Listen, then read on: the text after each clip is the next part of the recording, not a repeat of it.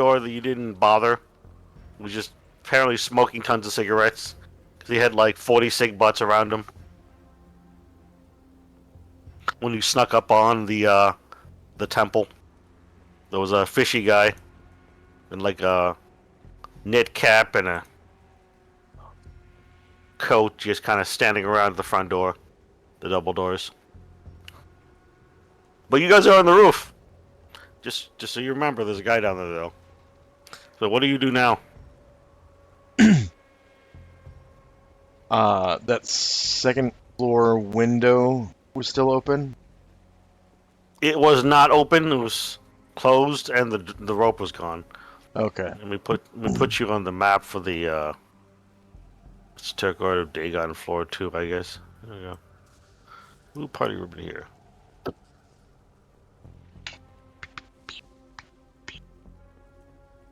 All right. There is a floor 1 map, but I apparently didn't upload it to Roll20 yet. So if you ever want to end up on the first floor doing stuff, I'll just upload it real fast.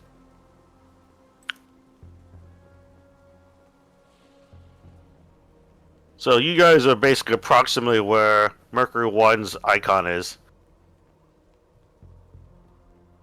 But on the roof. But on the roof, yes. I take a look around on the roof. Are there any entrances? Besides the windows? No, just the windows. No sky or sunroofs or anything like that? I don't think so. Let me Okay. look at the description.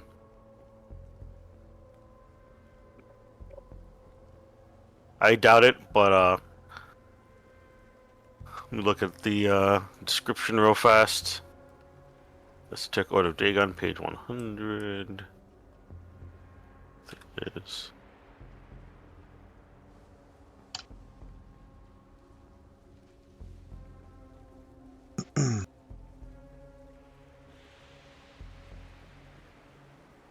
Oh, the wrong page page I'm looking on. I have to go to the other table of contents.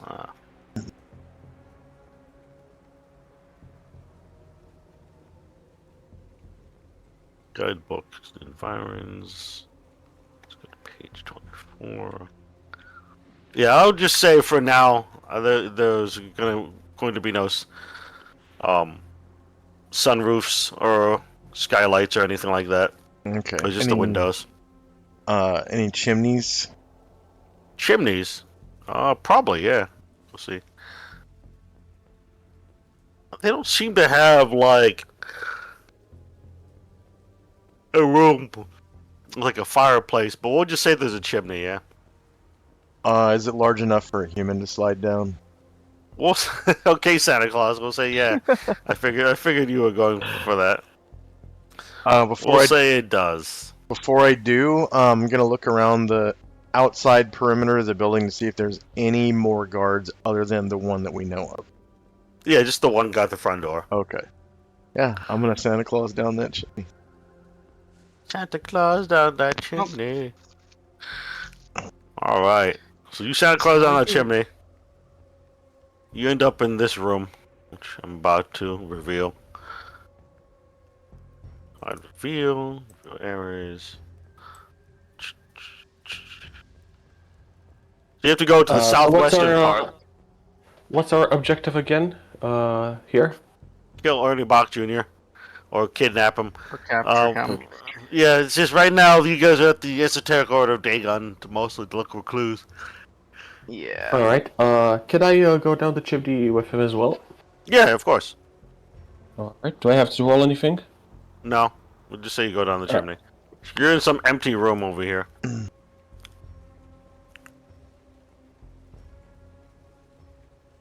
Okay. So so we're in the empty room, right? Yes. Okay, I am going to peek out, suppressed pistol in hand, and I'm going to look through the corridor.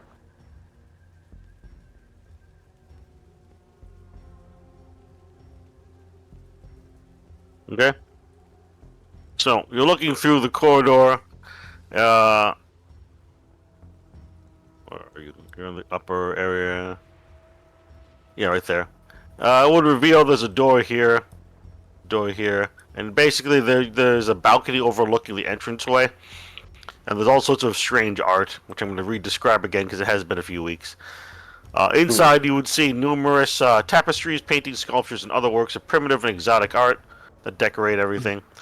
You can roll a history, archaeology, or anthropology roll to identify examples where the art came from or other such things. Is everyone going down the chimney, by the way? Otherwise, it's just them two. Alex is not. Okay, Alex is just standing on the roof then?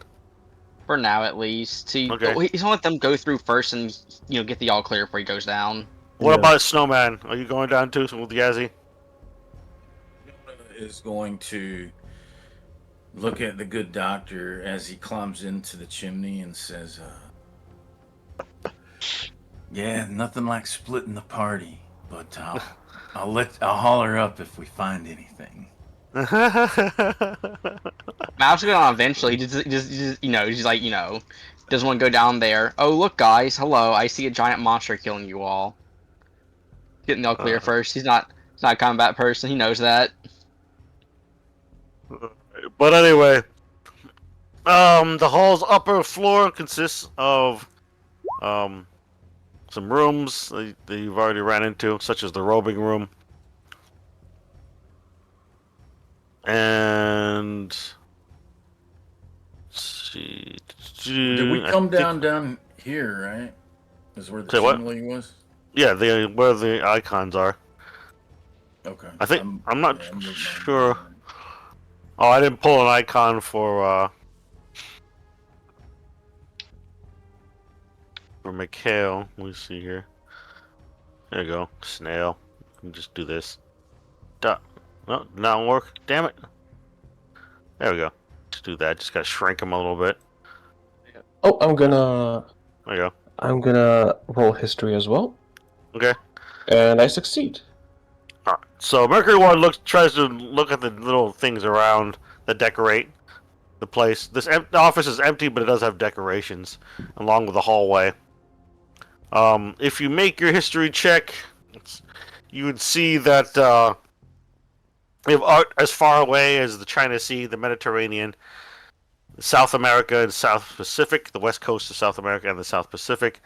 And they all feature aquatic motifs of one type or another. Many depict fish-like, frog-like humanoids. Wow. They're all over the world. That was in character. Yeah, that makes sense. So you would say that.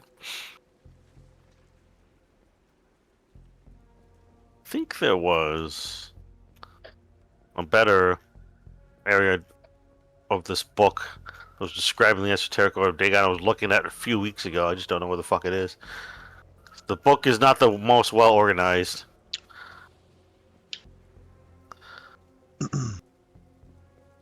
That's where I pulled the map from, and that has more room by room descriptions. I think I might have found it actually. It says escape from I guess Alex go down the chimney now. Wee. down the chimney. So now you're just, because it was heavily raining, you guys are all wet from the rain, and now some Covered in soot. covered in some soot. Yep, the best combination. Alex complains how this is going to take a lot to get off his glasses. Wet as he- soot. Cleans them before anything else. You clean them on your soot-covered clothes. Just make it worse. Spread Spread the black mud Not around. on his clothes. Oh, you might have one of I mean, those there's- like, yeah. Yeah, he wears glasses. He probably like- some like like- glasses like- contriner thing that's like microfiber cloth, all that junk. Microfiber Great. cloth. Yeah, that's what I'm saying. Yeah. Just pee Oh, on yeah. them. Pee on your glasses. Pee on your glasses. Where the fuck did that come from? Just get the Oh mud my off. God. I didn't bring my canteen. Fuck. Piss on it. It just kiss on his glasses. What God. the fuck? Where's my glasses spray? Oh, that was glass spray. I drank it. Sorry. Anyway. Yeah, it doesn't seem like there's any extra description for the room you're in particular. I found Yeah, I'll start The rolling my description. history stuff. Yeah, you can roll just history. History, You're just gonna learn basically the same thing as snail if you succeed. So yeah, you learn that. You learn that basically these fish-like, frog-like things are all over the world and depicted in ancient art and stuff. Would anthropology and/or archaeology get anything different, or should it kind of just No. say, "Got it"? So no point Not in as far going as I know. Let me look though, because I found a different section of the source book. There we go. Don't think so. You just find out that they're basically the same information, just with different skills you can roll.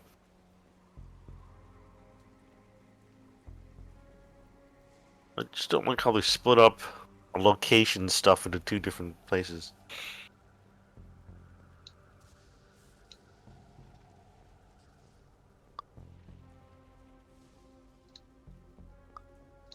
Alright, so you're right now, you're on the second floor of the unused room. And the Yay. corridor seems clear. There's doors, like I said, here, and then it goes back out on the balcony. I want to sneak across the way. Okay, roll stealth check. Check. Still. Sorry, I disconnected for a sec. Can you guys hear me? Ouch. Oh, I can hear you we now, can hear yeah.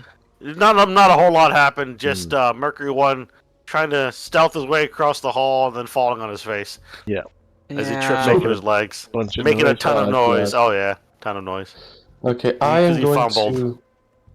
Okay, I'm going to try and see what's in this room. So I'm gonna try stealth my own way here. Okay, you go ahead and stealth. So move this guy a little bit out of your way. So you basically go around him, and you seem to make a little bit of noise. You're not confident. You're moving around very sneakily, but you do so. You open the door a little bit, right, to look into the room.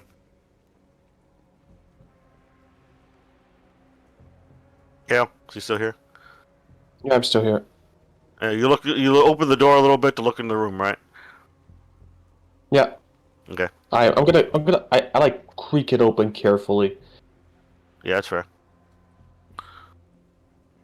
So you notice this. What the hell is it not revealing shit? There we go. Notice it's a small meeting room of some sort, some furniture.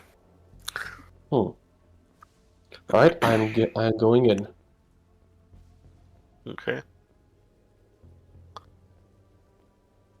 Does it look like it's been recently used? Does not really know. Okay. Looks like it's been got layers of dust. It hasn't been used in a long time. So what does this meeting room have other than tables and chairs? Tables, chairs. That's pretty much it. Huh. From what I can tell in the source book, and from what I'm adding I'm not adding anything.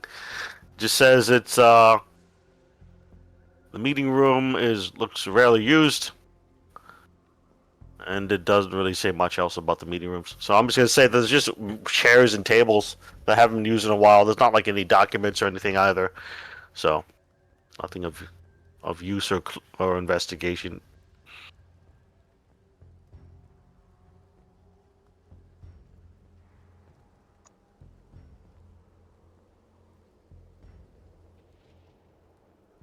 Okay, I'm gonna move to the next room then. And peek in.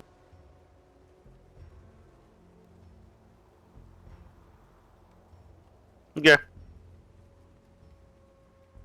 Alright, you peek into this one.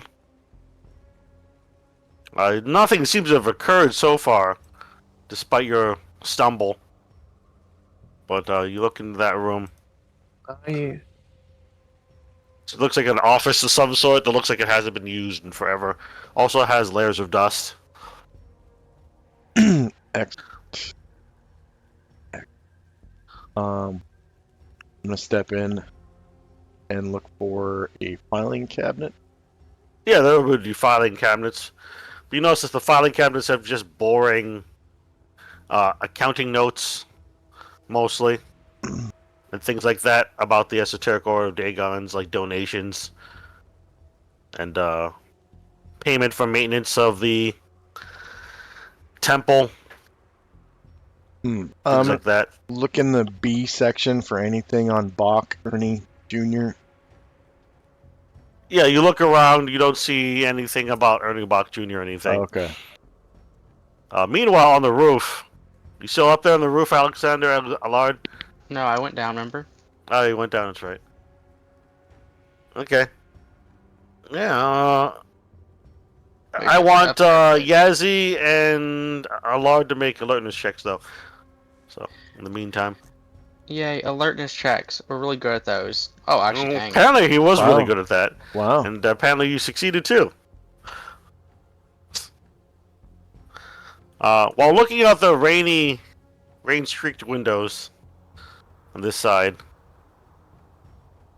you would see Ernie Bach Jr. actually just walking down the street in a raincoat. That's hilarious. Been looking for him this entire time.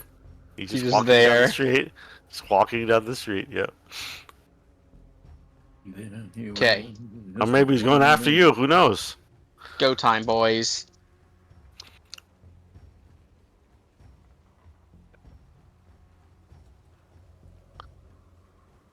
Okay.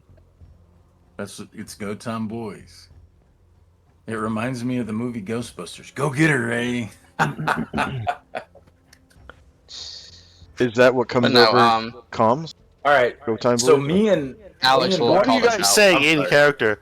One at a time, please. Alex will call this out and say, I see the target just walking across the street. We'll say to make this more ridiculous, he has a guitar in his hands. He has a guitar in his hands for some godforsaken reason. Playing in the rain. Oh, he is pretty Either insane, the- so... Either he's lost it even more since he got killed, or he's some weird homeless guy pretending to be him. What's the target's DDE? And then I realized, oh, that's a military term. Oh. Direction, Wait, I don't have- distance, elevation. Alex gives all that. Yeah, he's down the street by about 15 yards away, walking towards the Esoteric Order of Dagon while strumming a guitar. In the rain. and dark. Yes! Yes, Yeah. exactly. He's insane. I choose to disbelieve. No, I can't. He's on the ground level on the street, so Yeah. so he would report that, Alex. Yeah, I report that. Yeah. He's insane, alright.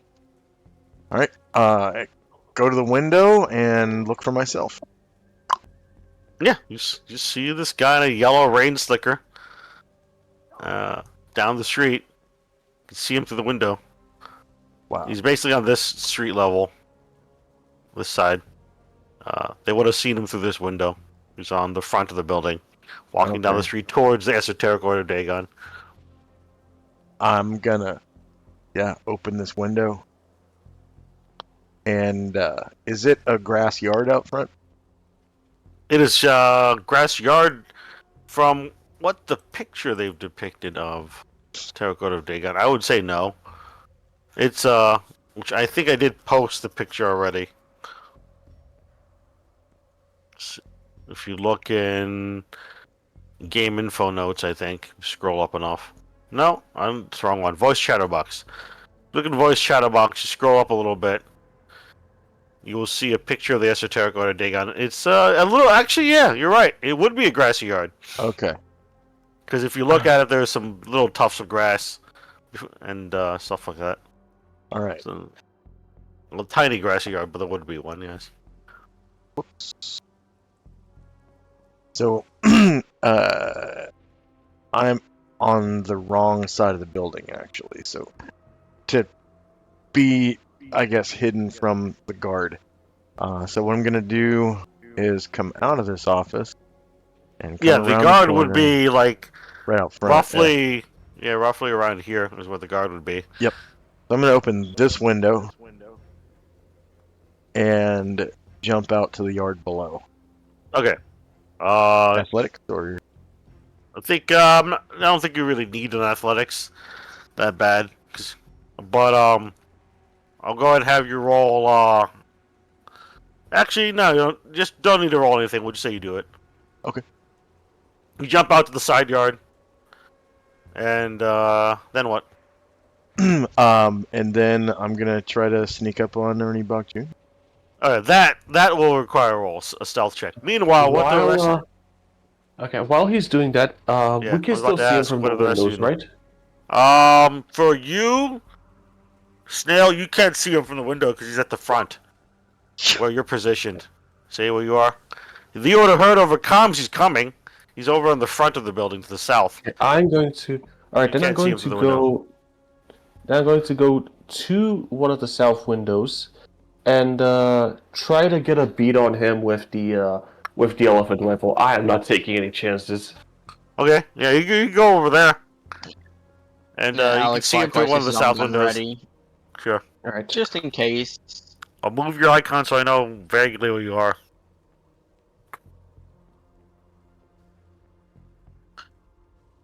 Boop boop. Be right by this guy. Actually, probably. There's the one in the office. So you go That's in probably there. where to go. What about you, Yeah. Snowman? Are you moving your character, or are you just staying in that doorway?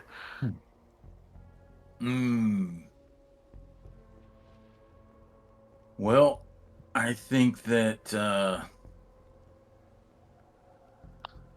Oh man, I see Mercury 1 run past me. Yeah, you didn't really run past. You And kind of walked past you He quickly. moves past me, so I'm like. Then he jumps out the window. Huh? So I'm going to. I'm gonna follow suit with him. You know, like what's the big deal? And he jumps. And Well, I'm you like, saw Ernie Bach Jr. earlier on the south side. Yeah, but I. Well, that's true. Okay. Well, anyway, long story short, I'm gonna. Interested. I'm gonna follow Mercury 1. Okay, you hop out the window too. Two of you are looking out with weapons. Two of you hop to the side yard. All right. Anyway, so what? Now that you made a stealth check, you're gonna move up to Ernie Bach Jr. Yeah, I'm gonna sling my rifle and pull out that combat knife Okay. Yeah, just and sneak up on him since he's playing his guitar in the rain. Alright. You sneak up on him, 49. Let's see if he notices you with a penalty. I don't think he will. 45. Technically he would. Actually, no, it's raining too, so 40% penalty. 65? Yeah, he would. He would not see you. He's not paying attention. What are you doing, Yazzie, as you see him sneak up with a knife? And the rest of you, I would assume, would kind of sort of see him. Is it just clear land, or is there any like bushes along the edge? There's like bushes side inside behind? and overgrown yards and stuff. I This would is try kind to, of like Can I- a dilapidated town, one Can at a time. But Snowman first. What were you saying? I would like to. Just want to say be something over watching- comms. Okay, go ahead. Apollo. Yeah, I'm gonna key comms and just say don't move. Right.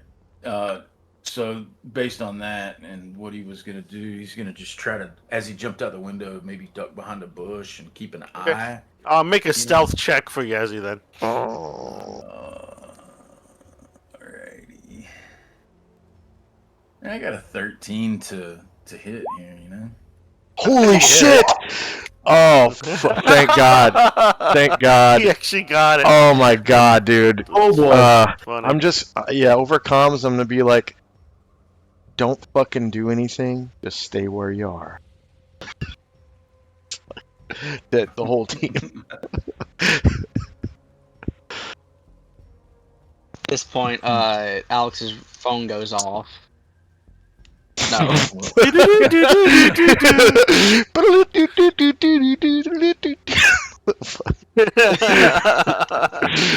No.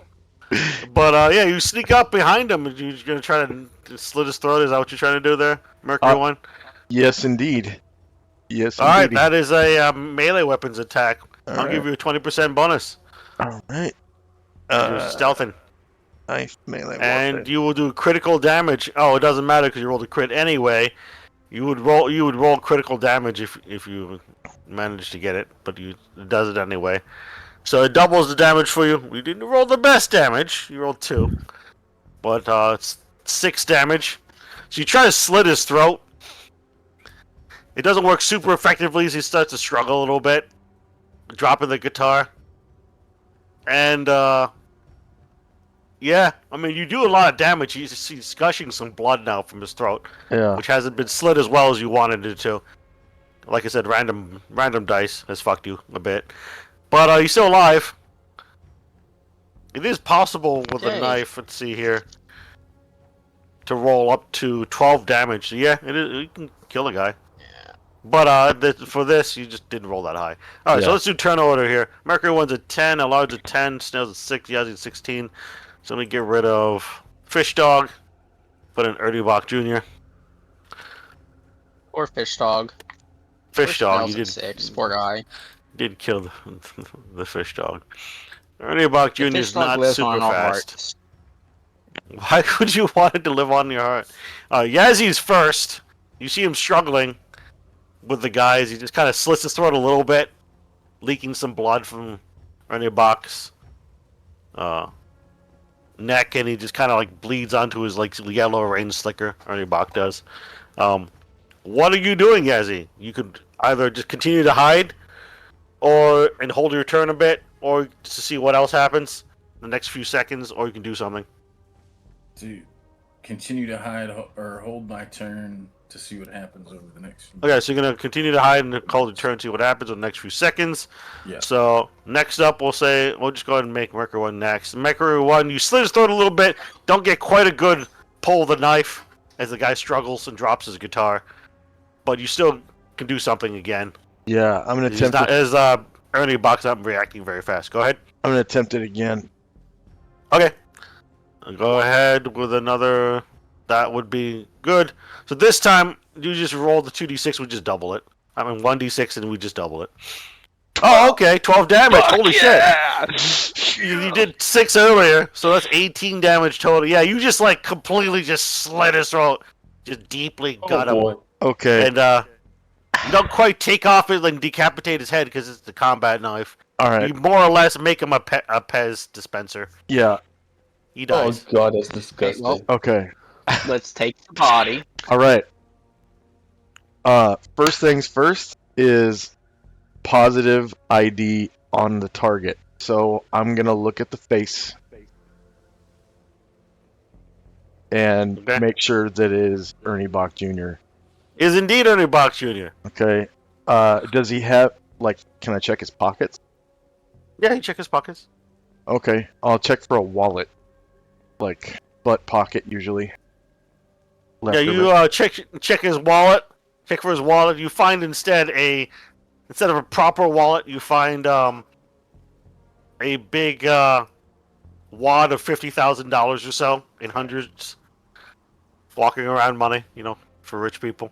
Wow. And you do find, however, a stack of cards, like some credit cards, debit cards, and then of course his ID and his insurance card in there.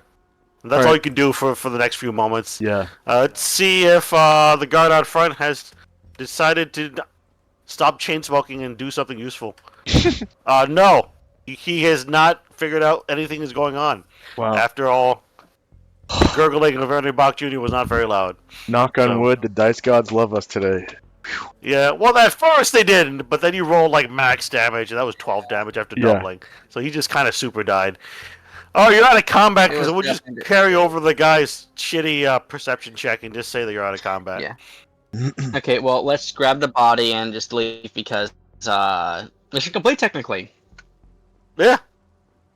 Yeah, you find his ID and everything as you look through it in the next couple moments.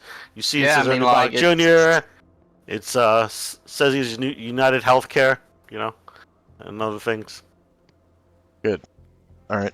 I'm gonna roll him up in his own rain slicker, Okay. and over comms, I'm gonna cue the mic and say, "Yazi, help me carry his body out. Everybody, exfil back to those vehicles." I mean, this is a small town, and there's very few people around. So eventually you would have run into him, is what I figured. And also out of character, I could detect you guys getting frustrated. You couldn't figure out where the fuck this guy was for several sessions. So I was like, yeah, this makes sense. He would eventually just be walking down deserted streets. I thought eventually we were gonna have to infiltrate that submarine, and he would be on the submarine. No, Honestly, he wasn't on the submarine. would've You're been about to fun. find out what the submarine's about in a little bit. Yeah. But yeah, so you guys, you go over to help and roll him up and just take him out of town. Yep. Okay, so you guys just kind of leave the town quickly. You don't have to roll anything else. We just assume you're leaving the town, and take you out of the map, put you into Lovecraft country. You get back to your vehicles. As you're getting back to your vehicles in the marshlands, you hear what sounds like explosions and detonations to the northeast, like really loud explosions.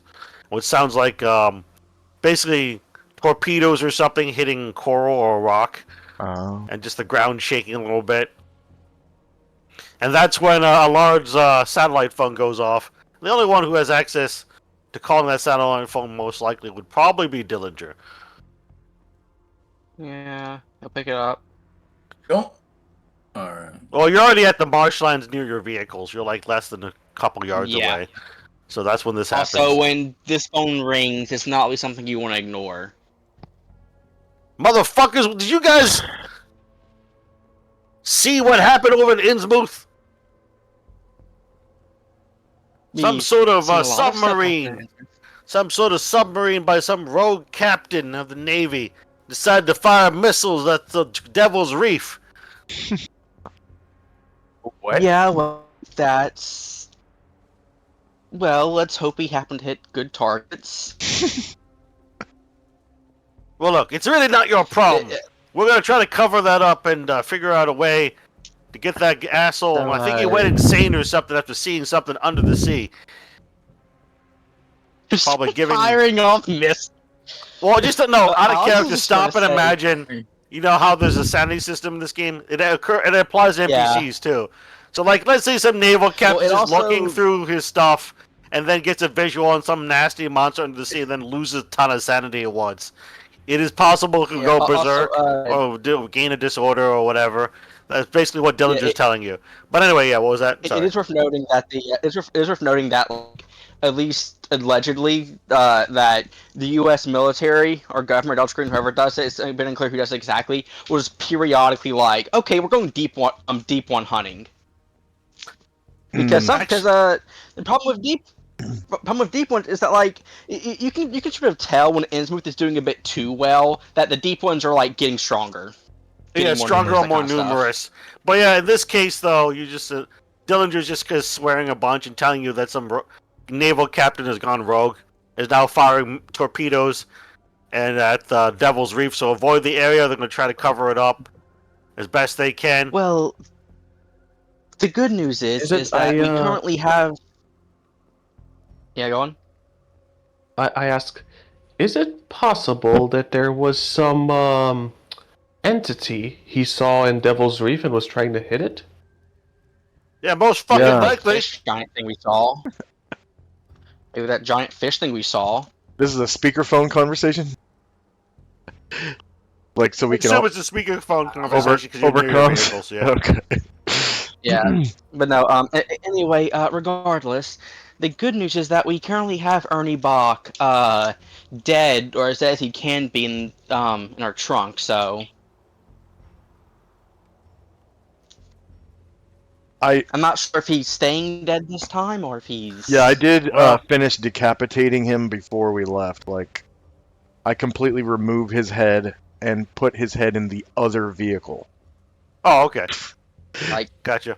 Yeah, like we don't think he's coming back this time, but at the same time, he blew like half his head off last time, so it's. Well, I hope it that is what it is, motherfucker but his stays head's dead, not the your fucking separate. car wizard. Been enough trouble trying to get this car wizard killed. Yeah, just Anyway, get back to the get back to the Arkham Green box and drop them off. We'll have someone take care of it. Oh, got it. Good. That's about it. Just avoid the submarine, because they're going to try to get some people out there who are sane to deal with it. Villagers like this one MFer. Fantastic. You know, it's a good thing that we did a mission before that happened, because I imagine that if we didn't, the mission would be a lot harder. Or at the What are you very talking least, about, Ernie Redbird? Brock wouldn't just. I said, I'm glad we did this before the submarine did its thing, because imagine if we didn't, all of Instance would be on very high alert. Oh yeah, because the submarine's just fucking torpedoing, missiling the coral reef, Devil's Reef nearby.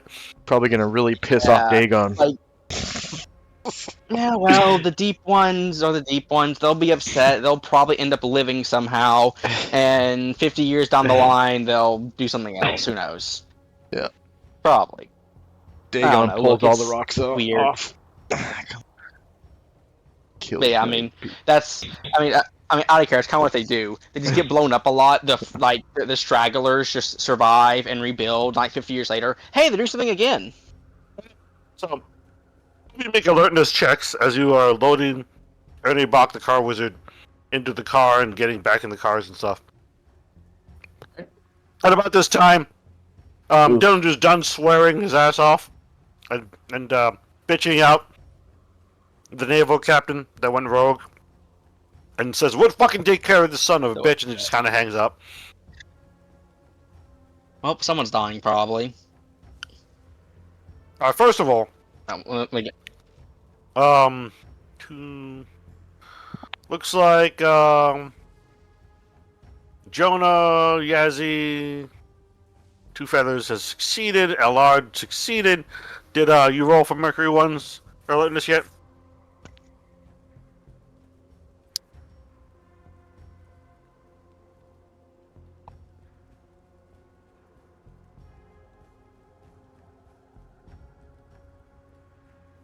Hello, is he here?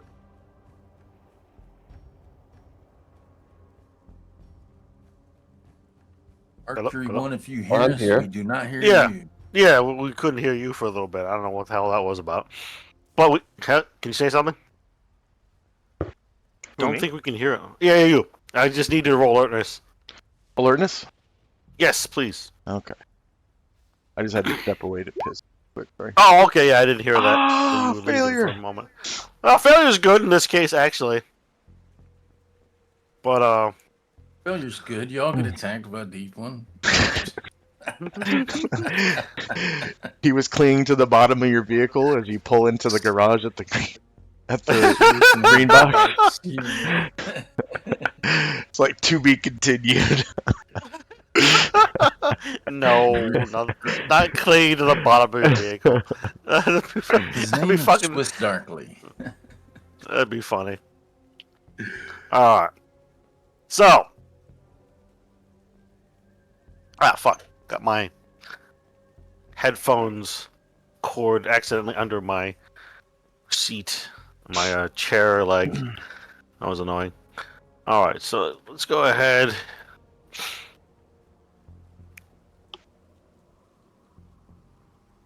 Give you a picture of the thing you saw. Rather, what Yazzie and Snail sees. Allard failed his alertness, right, Redbird? Or was it the other way I around? failed. In fact, I I failed failed. alertness.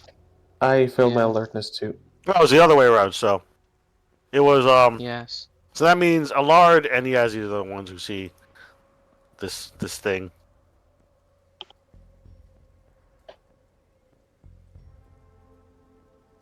The big fish monster holding a submarine. Kind of, yes, actually. Smashes it God. over its knee. I don't know about smashing over his knee, but it's like holding a submarine. That's fucking awesome. Just trying to find a picture. You can't fuck with the Navy! It's a good thing that that the guy isn't manning a nuclear submarine. No, he is It manning is a a nuclear nuclear submarine. Oh, Oh, no. boy. This could be bad. We'll find out in a moment. Fish monster just I mean, eats it like a most hot dog. likely, it most likely doesn't have nukes on it, but it could be uranium powered, so that's going to be fun. If that gets out. Yeah, it probably doesn't have the nukes on it. But who knows? Maybe it might. Well, we all die here, boys. Yeah, they do have nuclear engines. I mean, it's a reactor. Yeah, I mean, that's what I was worried about.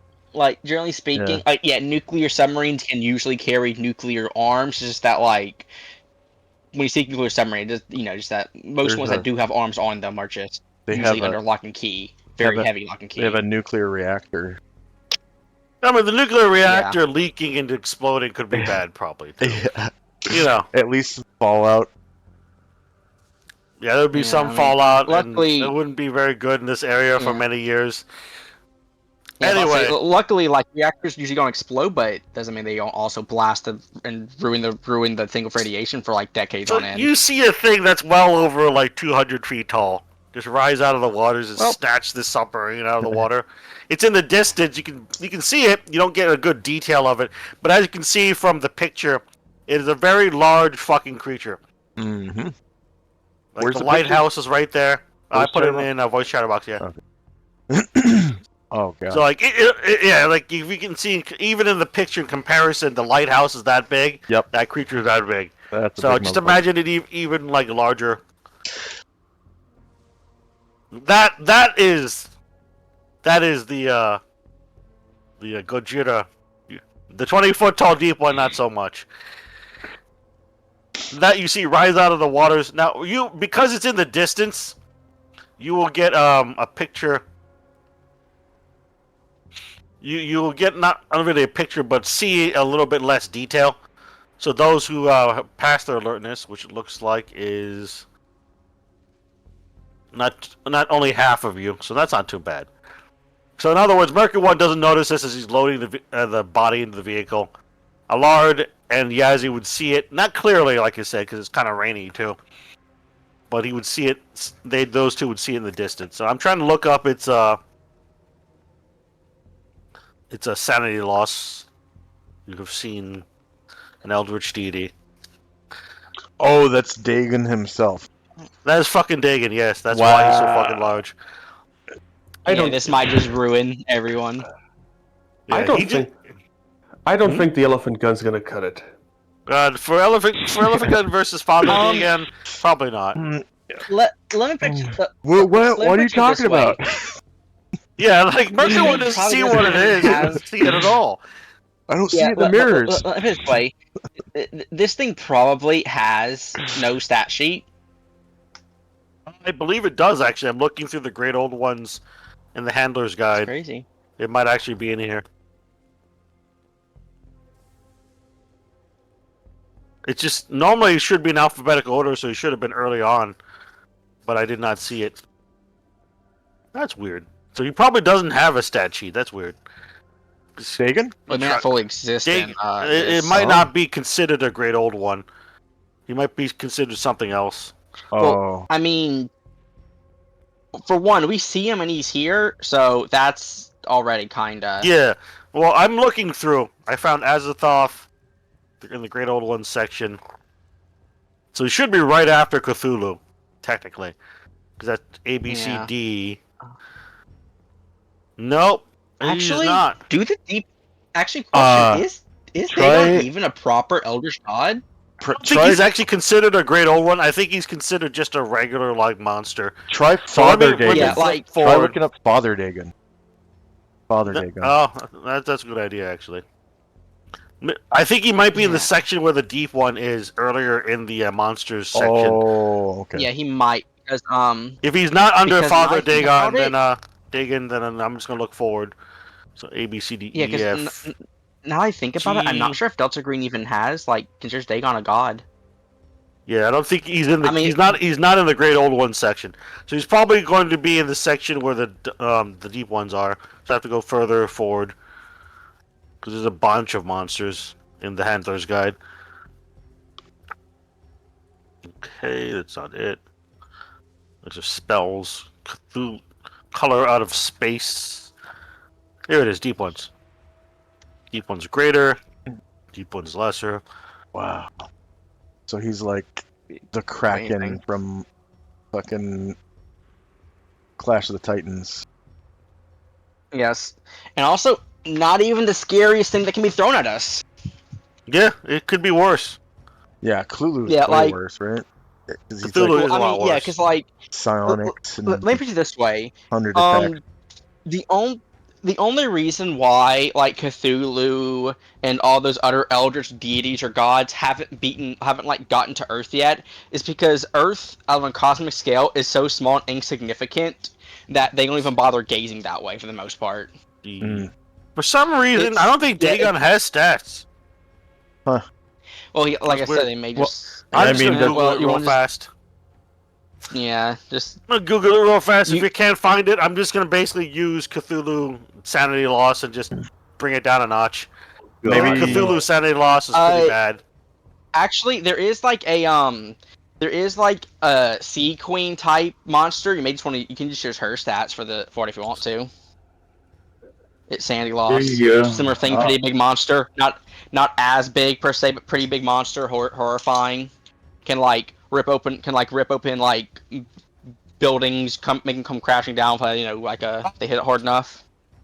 Hey, AI Chris, Yeah, I looked it up a little bit. It says apparently he's considered a powerful and ancient deep one rather than a great old one, which explains why it wasn't in the great old one section.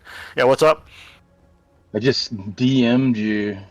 If you choose to share, it's fine. Straight from Malleus Monstrum, Call of Cthulhu for physical manifestations of Dagon. Oh. It's a stat Oh, block. okay. Cool. Just need his sanity loss mostly. He's not gonna attack you guys. He's just ripping a submarine in half. Let me see. Well, the problem is, even this high, the failure for something still ridiculous. You just imagine if you just fail a check. It's like, okay, you might lose 20. There's no That's fine. sanity loss there. There's just the Oh, that's cool. other That stats. is not- Yeah. Okay. Yeah, like I said, I'll probably just compare it to other great old ones or a really nasty deep one. Deep ones. Yeah. The deep one I think Like I I saw said, was like a 1/1d8, which is really not a whole lot of loss.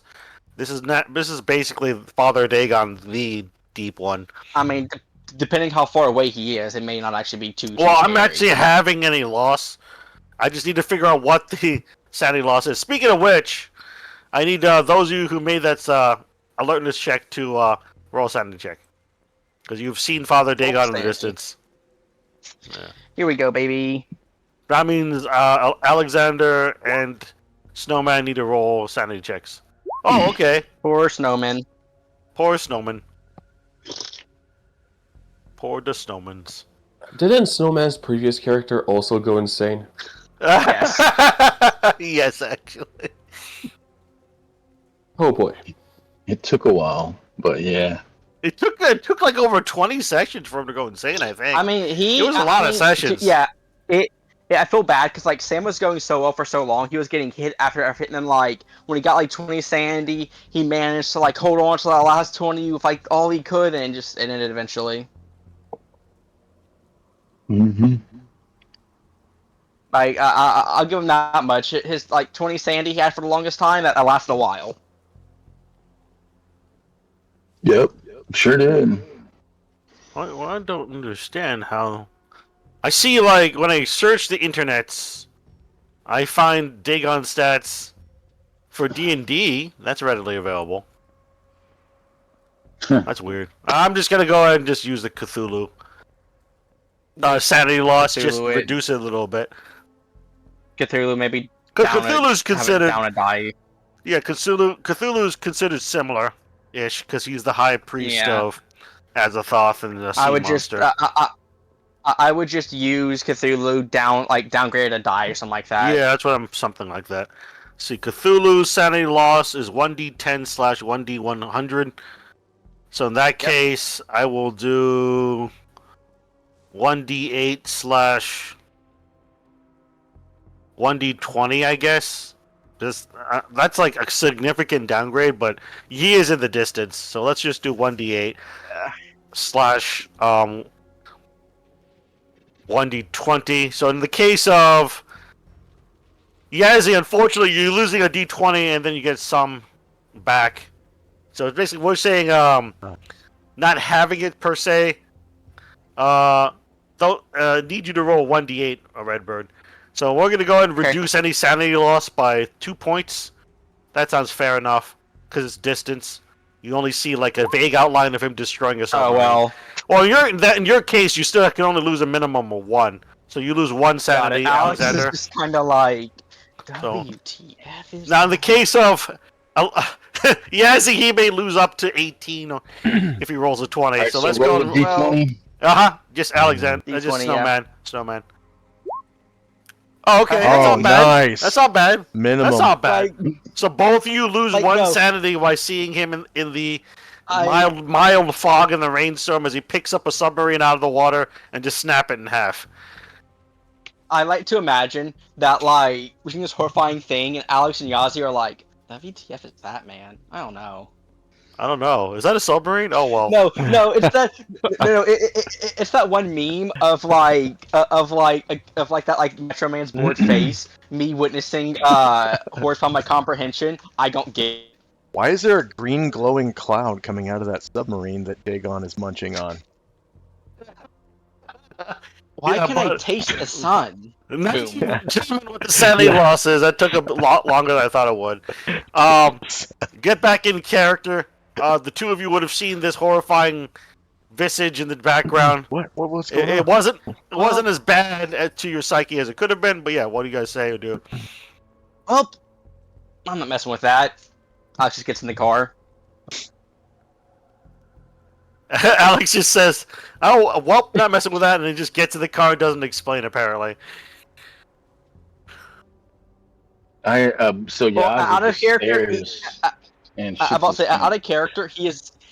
Yeah, I'm about to say out of character. He's worried if he points it out, like his entire team will panic. Oh, what's that smell? Oh, Yazzie. so you Why what's is he Snowman? What was that again? Do you just piss your pants or something? Yeah, I shit my pants. Like, That's a valid response. It's like an over Yeah. 200-foot tall creature just snatching a submarine out of the water like a bear with a fish, and then snapping it in I like half. the. I like the differences here. Like Alex just seizes it, loses 1 sandy. Well, I get paid enough for that. Just gets in the car. Yazzie's like, oh dear God, there isn't a God. If there is, he hates us. Well, he loses only 1 sanity, so I hope you adjusted it correctly, Snowman. Because it's minus 2. Cool. Because it's kind of in the distance as opposed to being right in your face or within, like, Yeah, I mean it's still very scary though. 50 feet. So you see it from, like, a mile or 2 away. Still fucking, like, scary, yes. But yeah, so Yeah, you I mean, guys noticing smell Eau de Toilette. Oh God. Yazzie, you got in the other car. Ozzy doesn't say nothing. He just like sits there, like he's like, "What the fuck?" That thing was, like he just saw such his sanity, by rule didn't take a hit. But man, that wasn't just like something to be Well, like. also, this is like Yazzie's first official opera. Yeah, So What he the didn't know Dagon existed until now. I mean, So it's like he's into the occult, and he might have heard stories of something. But yeah, you're right. He hasn't. yeah, like Yeah, he doesn't know he actually existed, like, for real. But speaking of Right. which, yeah, like it's, I need both of you, Allard and Yazzie, to roll a d4, and then increase your unnatural No. and occult by that many points. Come So on. if you roll like a 4, increase both by 4 points. If you roll a 1, etc., how etc. about 1 for 1? So, yeah, I'll so pick Yazzie, 2. your unnatural goes up by 2 points, and your occult goes up by 2 points. Apparently, Allard also goes up by 2 points, 2 points. Yeah. But yeah, So no, I- I mean, it's a pretty accent because, like, it's probably just now sitting into Yazzie's mind that, oh, Jesus Christ, there's just stuff I can just end the world if it gets out. Yeah. Like, Well, I'm not yes. sure Dagon can, but Dagon see- here, and he's like, If you guys No. are still watching, are you guys still watching Yazzie and Allard? Father Dagon in the distance. Alex is in the car. Oh, Alex He is doesn't in the care. car facing Oh, he forward. doesn't care. He He's doesn't not care. showing it. What about They're Yazzie? ready to go. Because Yazzie, that's the thing. Yazzie, he like froze, and he's like, and like I said, Oh, he shit his britches. He was, and Yeah, he yeah. like froze.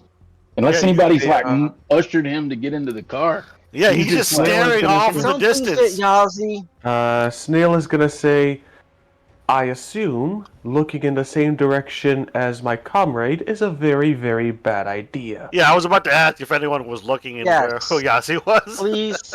I'll go get Yazzie. Alex just gets out and drags Yazzie over.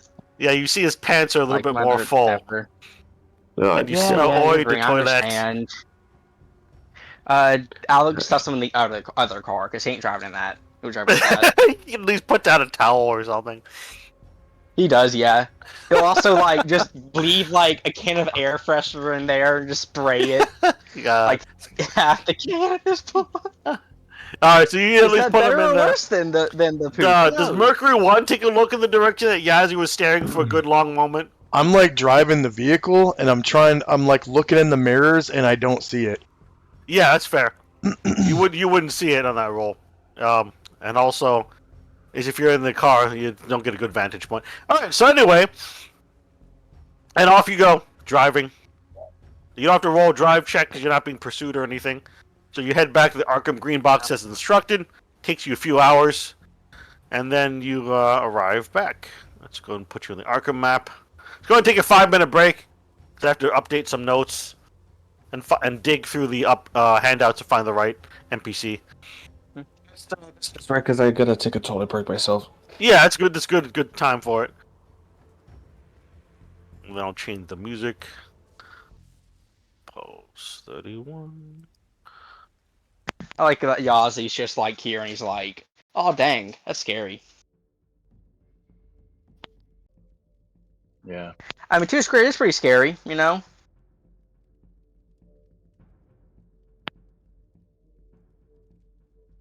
Oh, I'll switch early, but I do have Civ 5 downloaded. You finally have Civ download. Amazing. Well, the Yeah, problem then is that Ambro only has Friday off working. recently. So she's Yeah. probably working today. But we I mean, can still try always playing play it. like tonight if you need to, whatever. Yeah, that's fine. Lately, I've been sleeping a lot because I haven't had anything to do while there's no work. You've been sleeping because doing nothing makes you tired. Well, also, it's because I don't have anything to do for the partially, and the other part is like I'm catching up in sleep because I was just pushing myself to get up real early and working through the day. Like sometimes I bring like 400 milligrams or so to 500 milligrams of caffeine with me in the form of V8 energy drinks, and I drink them all on a shift to stay awake. 'Cause, so I just push myself a lot. So I think my body's just catching up on sleep is what it's doing. But anyway, you arrive at Arkham at 6 p.m. It looks like. I think this was wrong. Anyway, Earlier one game info notes was wrong. I don't know.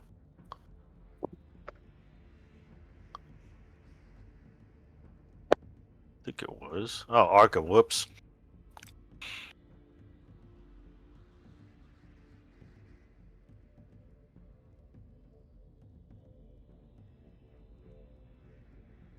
Alright, so you were digging around in there. So we're just taking a quick few-minute break until everyone gets back.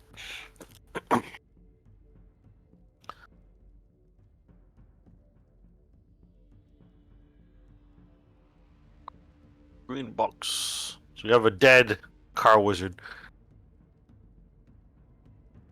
I'm happy Finally. for Alex just to take. Honestly, I'm if happy you let, for if Alex you just to take like. if you didn't, if you let, if he Example from- wasn't surprised, the car wizard wasn't surprised. Number one, and you gave him time to cast some spells, he would have probably fucked you guys up pretty bad. Probably, I mean, the problem spells are like very high risk, high reward type situation. Like if you get a spell off, man, do you get it off? But the problem is you're also still a human casting, so it just takes one bullet sometimes. In this case, Or a worse. couple of slices of a knife and you die. Yeah, or worse, improperly casting a spell. I haven't done much with passing Delta Green really at all, except for like maybe a handful of times. But from my understanding, like if you improperly cast a spell, that can cause issues for yourself. Yeah, that could be bad too. Like I'm not sure if it's like like blowback, you just die, or if it's like it doesn't go off. But I don't know, I read somewhere that like if you like critically fail casting a spell or something like that, you're just kind of screwed. Yeah, it could be bad. It's like, okay, you cast the spell. Good job. You summoned the demon. Bad news. The demon is currently summoned in your stomach. It chest bursted you. Have fun. So we get the body in Redbird vehicle. And I cut- it's a good thing you said vehicle after that because I was like, get the body in Redbird. What? Redbird's vehicle, and then I Put the body. cut his head off completely, and I bring it with me to my vehicle, and I set it down on the driver's side floor, next to the brake pedal and the gas pedal. I'm like keeping an eye on it while we're driving. The decapitated head. Alex, Alex will also take samples from the body just to make sure it's like rotting or like not alive somehow still. I like how you guys are so paranoid. Well, I mean, also Alex is a scientist. He wants to know why. He doesn't have the best equipment here. Probably just whatever he can probably carry in his car, which is probably just basic analysis stuff. But he'll try his best anyway. Yeah, we'll continue in a moment. It depends. Is Mikhail back yet? Hello, Mikhail. Is he back yet? No? Yeah, I don't think he's back yet. So let's give him a few minutes. Looks like he's deafened and muted. Yeah.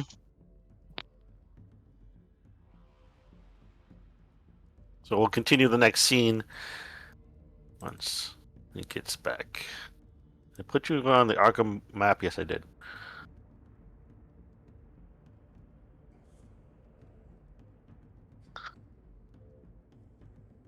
Ugh.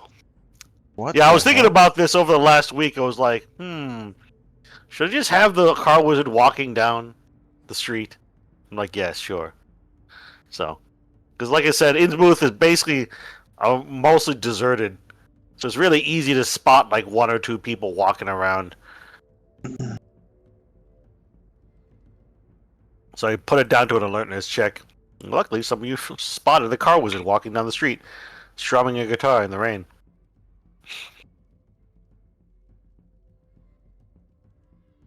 That sounds almost like a short story title, or a song title, or album title. The car wizard walking down the street, strumming a guitar in the rain. Shaking in the rain. Yes, something like that. Getting shanked in the rain. The glorious feeling to be bleeding again. Then he cuts off my head to make sure that I'm dead. Hello, you back, Mikhail? Hello. I'm not Mikhail, but I am here. Stop. Quiet, Redbird. Hello? Yeah, I'm here. Alright, cool. There he is. Alright, so, there he is. So anyway, you get back to the Arkham Green Box, which is a little bit in the countryside. There's all sorts of weird things in there. I don't recommend going to the master bedroom. And you head out there. And you see someone waiting for you. You see a motorcycle. Like some Kawasaki motorcycle just kind of right by the porch in the driveway. And you see a DG friendly that some of you may or may not have met before. I forgot if some of you have met her. Alex met her, and Alex was kind of scared of her, not gonna lie. Alex? Oh, yeah, it's your character, Alex Illard. Yeah. Well, also, I don't remember think if anybody else met her. What was that? Yeah, Alex got like a crit on like his human or whatever for her, and he like pegged her as an evil sadist who is perfectly willing to like torture anyone and everyone that that sort of she needs to. Yeah, I mean, Oh. yeah, Perfect. well, something like that. Yeah, so So- Alex just got those I like mean- Jesus Christ vibes from her. Who is she? To be honest, she looks like an HR lady, so I can totally see that. I think I made the joke. I think I made the joke that that she clearly sold herself to the devil because she's a Fed. She's a Fed. I mean, let's be real. Look at her eyes. She has those. I'm going to report you to HR for looking at your phone eyes. You know, Her you know, haircut. it was very heavily implied that she regularly like disappears people, I mean, yeah. or and it's also sui- somewhat implied that suicides the people. innocent. Yeah, it's also somewhat implied that the innocence and guilt of these people aren't necessarily checked the best. Not that Yeah. she kidnapped random people, but like it's more like Delta Green has suspicion, and they don't always check when they go for it sometimes. Yeah, depends on the Delta Green cell or agent. Or But anyway, or so- they get it wrong. I was just checking to see if anyone has met her before, and I think the only one was Butler, but Butler's not here. He's insane and ran off somewhere. Probably in Carcosa for everyone, as far as anyone knows. But so Alexander would have recognized her as you guys roll up, and you just see her waiting by her motorcycle with a black duffel bag full of who Outstanding. knows what. So it depends on if Alex wants to tell anyone else who she is. Otherwise, she Great. just looks like some stranger. Alex just says, I'll tell everyone this. She is a terrifying woman called the Dentist who works for the feds. I think everyone here's intelligent enough to know what the dentist and works for the Fed implies. The dental assistant. Oh, she's- But, has she been Also, promoted? she's Delta Green friendly, so she's gonna know. But Friendly no, as yeah, in she Alex wants to doesn't peg straight you. up. Oh no, but no, I mean Alex doesn't straight up say she tortures people, but I think he heavily implies it. You're in park, and it's like lightly raining right now. So let me update the Alex will get out to go greet her. game info I notes. grab the head as I exit my vehicle. Turn off the engine, shut the door, walk right up to Yeah. her, and go, "Here, hold this." And I go into the house after she takes it. Yeah, she just takes it with some gloved hands. Like she has So like are you? some of those latex gloves on. So are you here to retrieve the remains? Yeah, I'm here to do some dentistry. She says with a plastic smile. So is this a take and go situation, or do you want to come in? What do you think? I'm a vampire? Of course I can just come in. He just wanders in. God, you jerk. No, Alex will start getting the rest of the body out. Alex will get like the rest of the body out. Bring it to her. Also, probably have to give her his samples that he got that he wanted to analyze but couldn't. Again. Yeah, she just takes Recurring all these theme. samples and the corpse and all that. Yeah. She takes it to the I basement. mean, Alex. Yeah, I mean, Alex is a bit of an egotist at times, but I think even he knows that if he's caught keeping samples from an opera, he's probably getting black bagged. Or worse, yeah. Or maybe. Yeah, but I'll say that situation, or like, I mean, I'm assuming it's not straight up outlined, but Might It's get an very much official a- meeting with the dental assistant. What was yeah, that, but I'll Summit? say, He may get an official meeting with the dental assistant, like a one-on-one. probably. Oh Yeah, yeah. I said, I imagine the best case scenario is he gets a call from someone, says, "Don't do it again," and if you do, you're dead. Yeah. So At he's best. not risking that. Yeah, he's not You're risking not that. supposed to especially since take everyone else anomalous wants material, or like No. occult wizard samples with you. You're right. to. I mean, technically, he's probably not supposed to gather samples in the first place, but no, it's probably just a thing where they don't really care as long as you don't take them with you. Yeah, it's one of those things. All right. So anyway, Marathon's in the basement. You just hear occasional noise, movement, and like a clanging. But excuse me. That's when you guys are in the Arkham Green Box, in the living room area or thereabouts, and Allard gets another phone call, the sat phone. At about this time, it's been about 4 hours since you drove from the marshlands of northeastern Massachusetts, Oh. Innsmouth area, He over answers here it. to Arkham.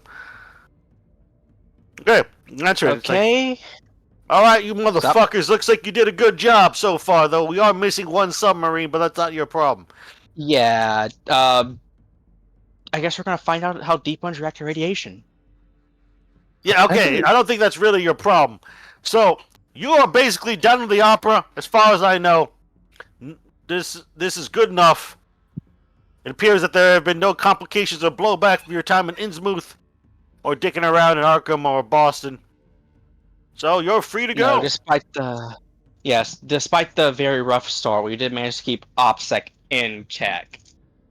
Yeah, none of you ran off and went insane or shot off guns at the police or anything like that. There have been worse operas. Alex actually looks a bit sad at hearing that and says like something about Butler says something about like Butler. Yeah, well, Butler. You haven't heard from me yet, have you? No, I think he's officially MIA. Yeah, he's MIA, and unfortunately, in our work, that probably means doing something not supposed to. Alex looks Yeah. sad with reflecting his voice. Yeah, it's really Uh, none of your problem at this point. I'm sorry, Snail go is ahead. going to ask something. I wish to ask, however, a question that is somewhat outside the range of our opera. Yeah, okay, what do you want to know? This is a yes or no question. Do we have to worry that any of the cities around us are about to be the centerpiece of an amateur kaiju movie? No. No. Okay. All right, that But is what all I. little we know of, but little we know about the deep ones, they like to stay in Innsmouth and only in Innsmouth until they make a play. Well, at least over here in this part of the world, yes. Yeah, As you may have noticed, since apparently I think you guys went into the Esoteric Order of Dagon, right? You probably have noticed that you probably may have put together these deep ones are all over the world and have been for thousands of years. yeah. So it's kind of an issue, but we're trying to cull their numbers in one way or another with other teams and other world nations. They have their own teams and departments Yeah, that deal with the unnatural. The only thing I know about the deep ones and that kind of stuff is that whenever isolated towns or just small settlements start doing a bit too well, you probably know something's up with them. Sounds about right, but that's none of our issue right now. It's not out of the scope of our purview.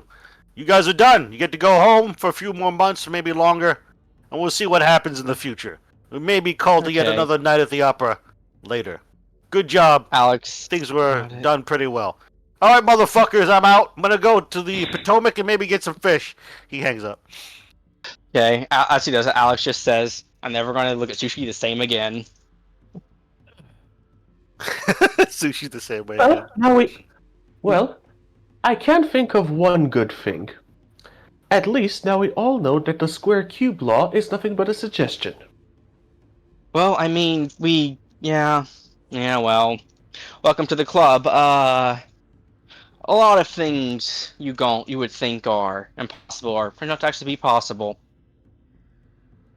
Not sure if it's magic or whatever, as Alex goes into like his 50th rant about how it's definitely not magic, there's definitely a scientific explanation for it. Which I'm sure most of everyone in the team can probably realize that at this point it's a coping mechanism. Yeah. Look, It's easier for him to like accept it's like easier for him to accept that all this stuff is science he doesn't understand rather than magic that he can never understand. Well, so I'm gonna allow you guys to role play a little bit before you all like drive off in your vehicles, to go back home to wherever it is you guys call home and operate most of the time when you're not Anyway, doing we Delta did- Green operations. But Yeah. there will be some downtime for this session that I planned because you managed to get the guy killed pretty fast, which was good. I mean, Some we good back and rolls. tagged him. Yeah, pretty good rolls. So anyway, With Ernie Buck, I think dead for good. I didn't get to investigate the body too much, but I didn't see it moving.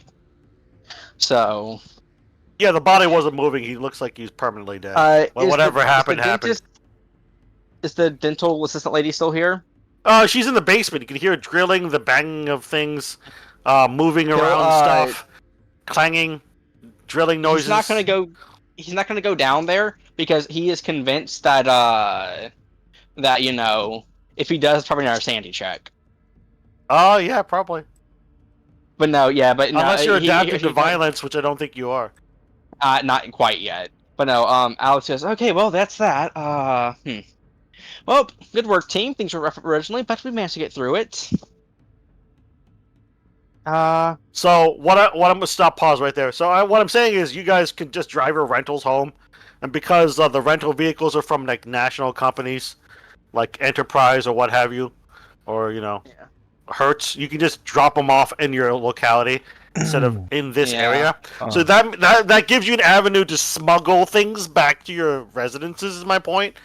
Such as a really heavy firepower that was bought. Like these guns and armor that we should keep. So you can keep Anyway, those in yeah, your but personal Alex- inventory, is what I'm saying. But and Yeah, then it's assumed in downtime you drove it and just hit it somewhere in your area. Alex is going to look at Mercury 1. Anyway, I'm very sure that it was very, very heavily implied. But just to make sure, your military buddy isn't expecting any of this back, right? Right. Understood. Well, recommend we keep all of it. Though, make sure that if you are on the down low, I'm pretty sure these are technically hot goods now, so, well, we know how to be discreet, right? Right. And before we return the vehicles to the rental place, I'm gonna clean up all the blood and stuff from the dead body with that makes sense. with You ammonia. don't have to roll. Yeah, you don't have to Ammonia. roll anything. It's just assumed you do that. But in Yeah. the middle of a large rant, though, you hear some drilling, and then like a odd silence from the basement and a giggle. Yeah, he tortures people, and that's Yeah. what that is. They even torture. How's she getting pleasure out of that? She but he says, That lady "Oh." has some peculiar tastes. Yes. Well, anyway, since our last opera didn't quite end normally the way it was supposed to, it is worth noting that Delta Green does expect us to, or the program, whatever we call it in universe. Assume I say Delta Green, Alex uses the term as in universe. In universe is supposed to be the program, but some people do refer to Yeah, it as Delta Green or Yeah. DG. Well, anyway, it is worth noting that while the program does encourage us to sort of GTFO after any operas, Give me one there's second. operas. Okay.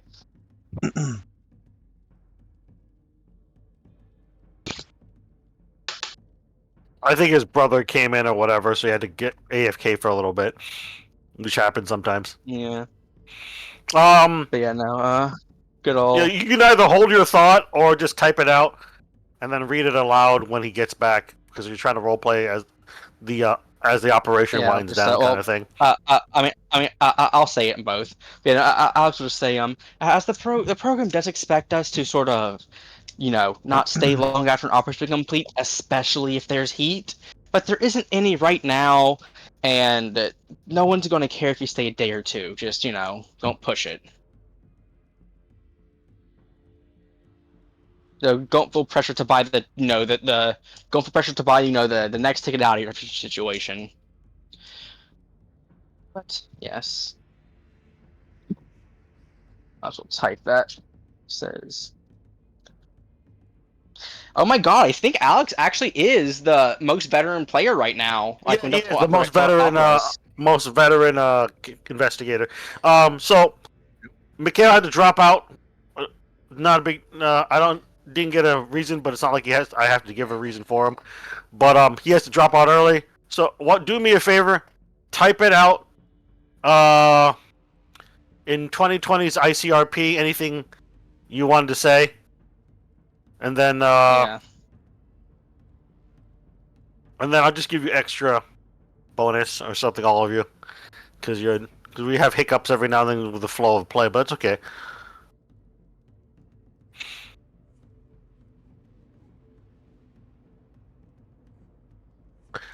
So basically, there's going to be some downtime.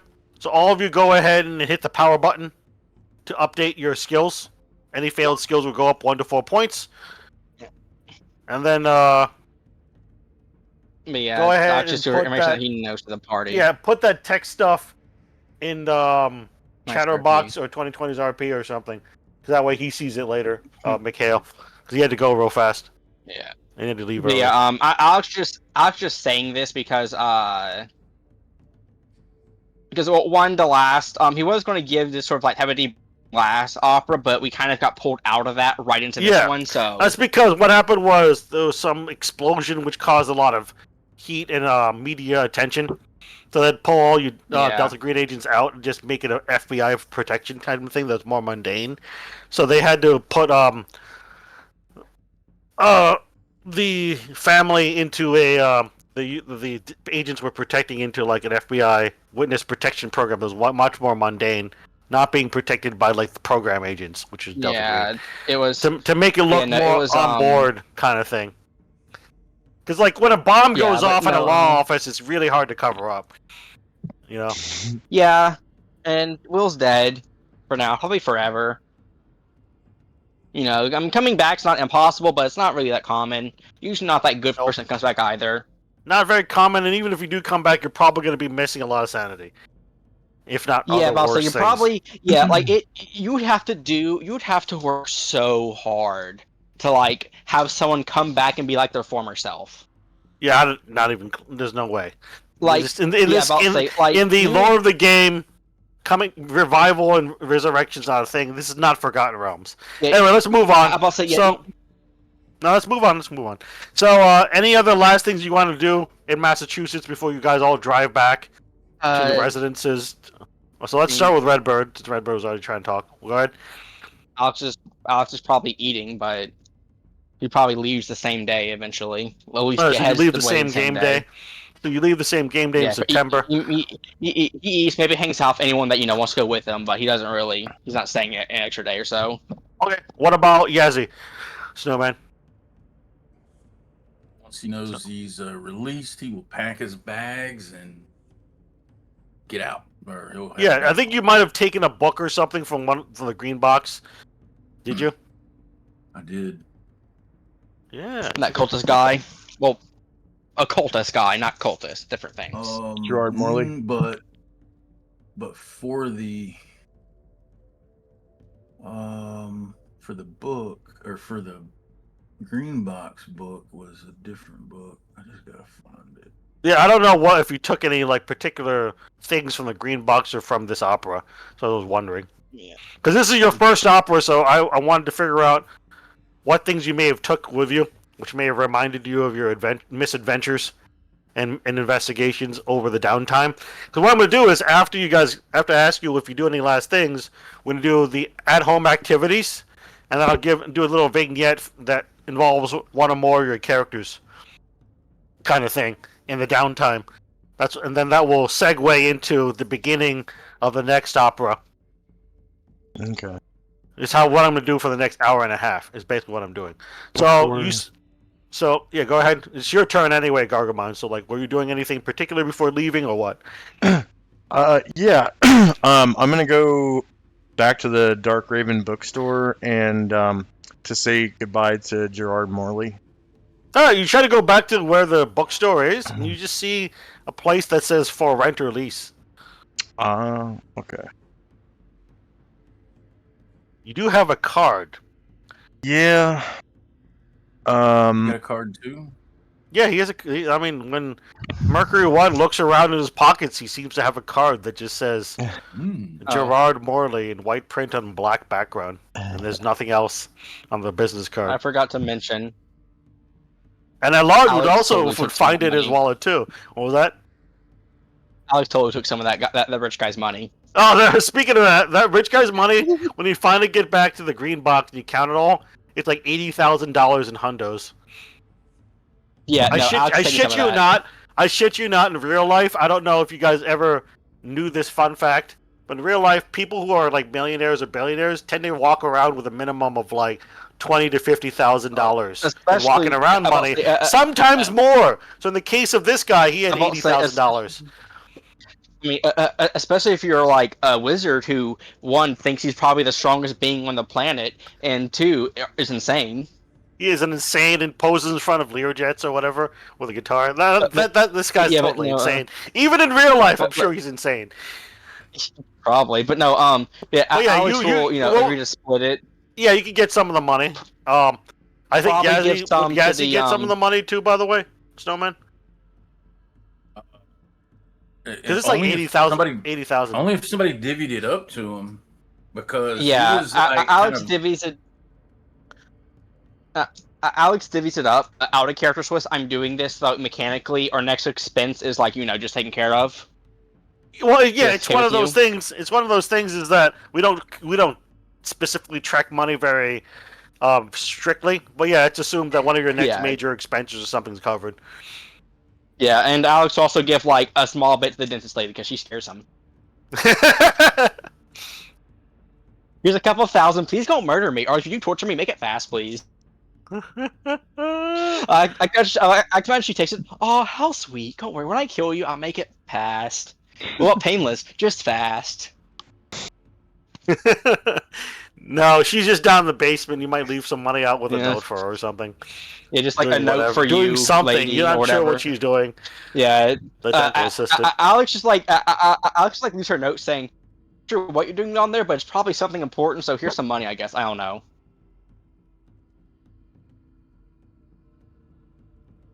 Oh, okay. I see. You take the ring bound thing. Ancient Egyptian religious beliefs, with emphasis on structural demonology and the supernatural, and post-dynastic and Islamic mythology. Yeah, that will actually increase your cult if you read it long enough out of character. But so I'll go and delete that from the green box because you took it. Because what happens is in between operas, other cells can use the same green box. There's like very rarely will green box be used by the same green box used by multiple cells at once, but because they try to Swiss. arrange it so you don't run into each other. I wanted to leave something in the green box too. You don't have to, but you can if you I know, want but I to. want to in case It's somebody else uses it's it. etiquette. I'll say it's kind of unofficial etiquette to like not leave a green box empty or take something at least put something back. Mm-hmm. Maybe not something as useful, but it's kind of like it's kind of like being we're essentially roommates who don't see each other. Love of God, don't leave the fridge empty, you know. But no, You can leave more tins of baked beans. Oh yeah. But Swiss, we're missing something very important. What? Sandy reward. You complete a scenario. Oh, that's right. Yeah, I was gonna do that. I haven't gotten to that yet because I was going around the virtual table asking about things. Also, before we exit the area, so to speak, you would find something interesting. Let me try to pull up another Roll20 where that information is. I probably should have kept it in the Google Docs. That would have made it better.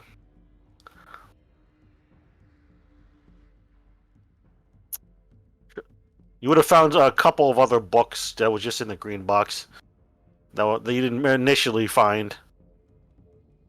There we go. Found the game. Because I had a character from another game who wrote a series of books, which would be in this setting too. Wrote books on the occult. I'm just gonna copy paste his shit and make it easier. I'm just gotta remember his fucking name. Oh my god, there's so many handouts here. Is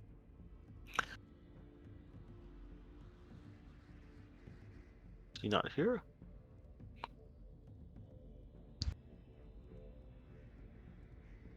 Oh, here we go. Marcus Henley.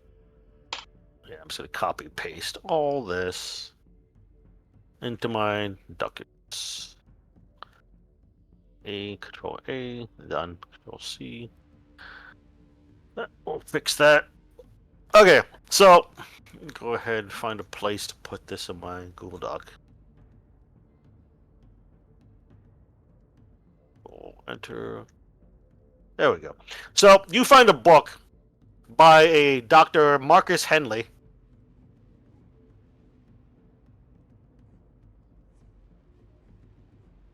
And it's the the book jacket would say he writes this blog on the internet called the Unnatural and Esoteric, and he's a member of Penumbra PX, the podcast, a guest speaker. And it's the book that you find in the green box, Snowman, while basically putting something else in there. The primer hypergeometry written in Latin. You kind of put that there, putting it away in this little off study on the second floor. You find another book just laying out. It's by this Dr. Marcus Henley. It's called The Hidden in Plain Sight, Otherworldly Intruders. And a copy and just put it in your DM.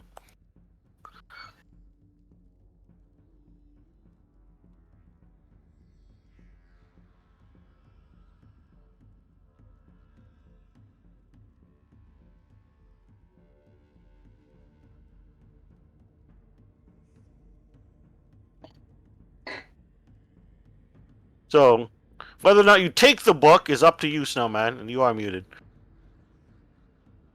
I will, as I place the primer, it'll catch my eye and I will pick that up. Okay.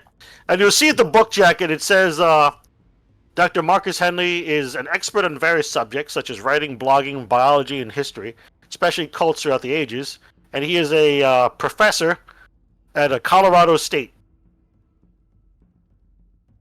He is a guest speaker and guest writer of Penumbra PX, and sponsors and is the professor who sponsors the Colorado State Occult Society. So what you would see on the book jacket of The Hidden in Plain Sight, Otherworldly Intruders.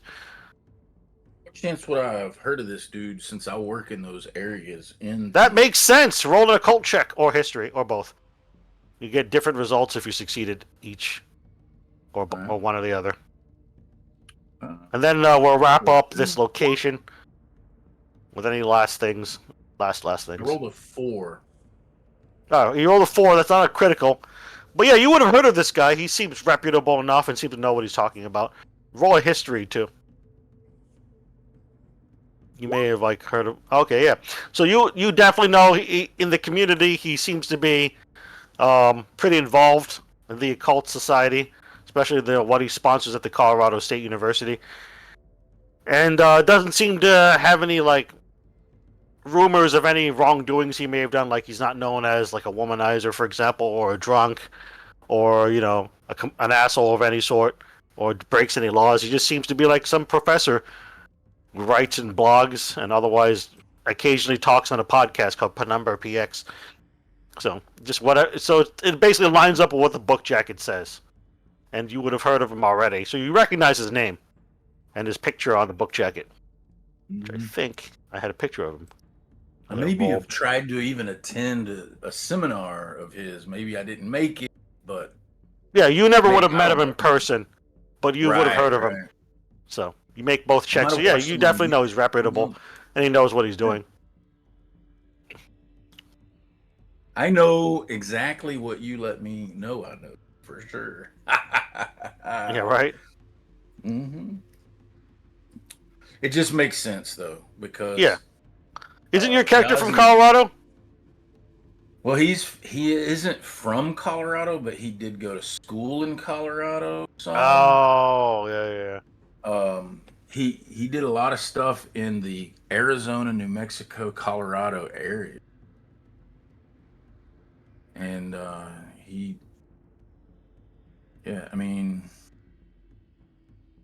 let's see. I started doing my doctoral work, but I didn't finish it because I got sidetracked on occult things. Right. At I was a PhD candidate in cultural anthropology, University of Colorado Boulder. And I've done everything except my dissertation.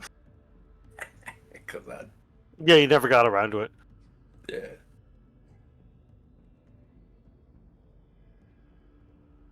All right, so that's your little thing towards the end of the opera. And so you pick up the book and you put down the primer. Anything else you want to do before you leave? Nope. Okay. Redbird's gonna stay a day or two. He said he's going to leave the same day. I think Redbird said he was after eating something. Yeah. Go out to eat, maybe like relax for an hour or two, then get going. Okay. All right. And then back in Mercury 1, then we'll finally get out of this location and get some time passed. Gargamon, Mercury 1, do anything particularly leaving the same day, or is you going to stay a day or two? I'm going to tear that card to summon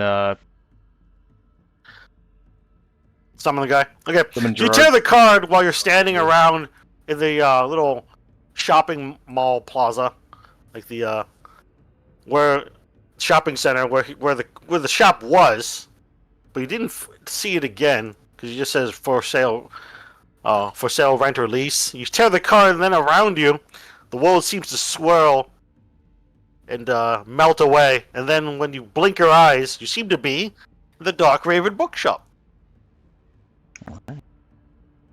And you see leaning on the counter is Gerard Morley, which I will summon the handouts in just a moment. Let's see. There's this guy. Yep, there we go. And then the Dark Raven bookstore is basically what looks kind of like this. Very dark and dim. It's currently 6 p.m., so the sun's about to set or setting already. It's September. So, we're apparently somewhere, and it looks like the Dark Raven bookstore. And Gerard Morley's leaning on the counter. Yes, can I help you? Hello, Mr. Morley. Yes, hello. How can I help you? I just wanted to let you know that we were successful in our mission. Oh, very good. Uh, Very good. thanks to you. Your potions proved invaluable in our ability to treat. Of course, any good chemical solution's a good solution that especially enhances or helps one's mission success. Yeah. You ever need such things, let me know. Yep, that's one of the reasons why I came to visit you today. Yes. When we met before, you said that you were also a tattoo artist. Oh, yes, of minor repute, but yes. So, I'm coming up on a little bit of time off from our work, and I was wondering if after I get some counseling from my shrink, if I could come back and maybe you could tattoo me with that gravimetric sigil from the floating stone. Of course. I figured you'd wanted something like that, someone in your group. But yes, just let me know.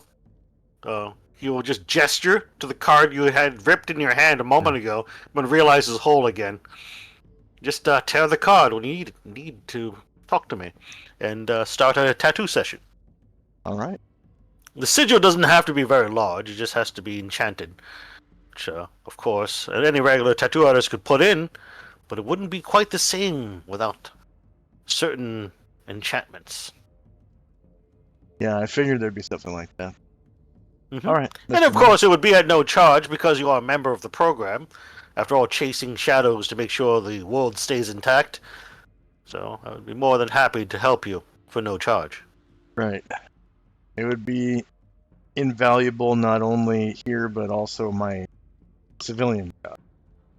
Of course, I'm sure. Just make sure you don't reveal such an ability to the general public. And just do so in a hidden way, clandestinely. I'm sure you can do so very well. In any case, is there anything else? No, that's it, Mr. Morley. Thank you very much. Of course. And then he just nods at you, and the world around you seems to swirl and dematerialize, and you're just standing in front of an abandoned shop. All right. That's for sale, rent, or lease. You don't have to lose any sanity. I think I've pecked you guys sanity enough this adventure. But yeah, you just kind of look at it, and you're just look at him one moment, then another moment, everything dematerializes. You're back, just standing in the empty mall lot, open lot. And that's that, I suppose. So we're gonna do some downtime. Go ahead and pick each of you 2 downtime activities. I'm gonna go around the table starting with Redbird again. Yay. You get tuned down time activities, and I'm Yay. gonna roll randomly to see how much time passes.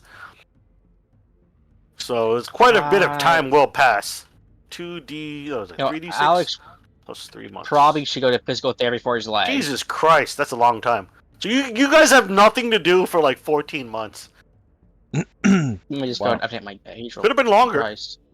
Yeah, I mean, that's so you get to pick 2 downtime activities to focus on in those 14 months. Alex So probably should Redbird? go get his limp fixed.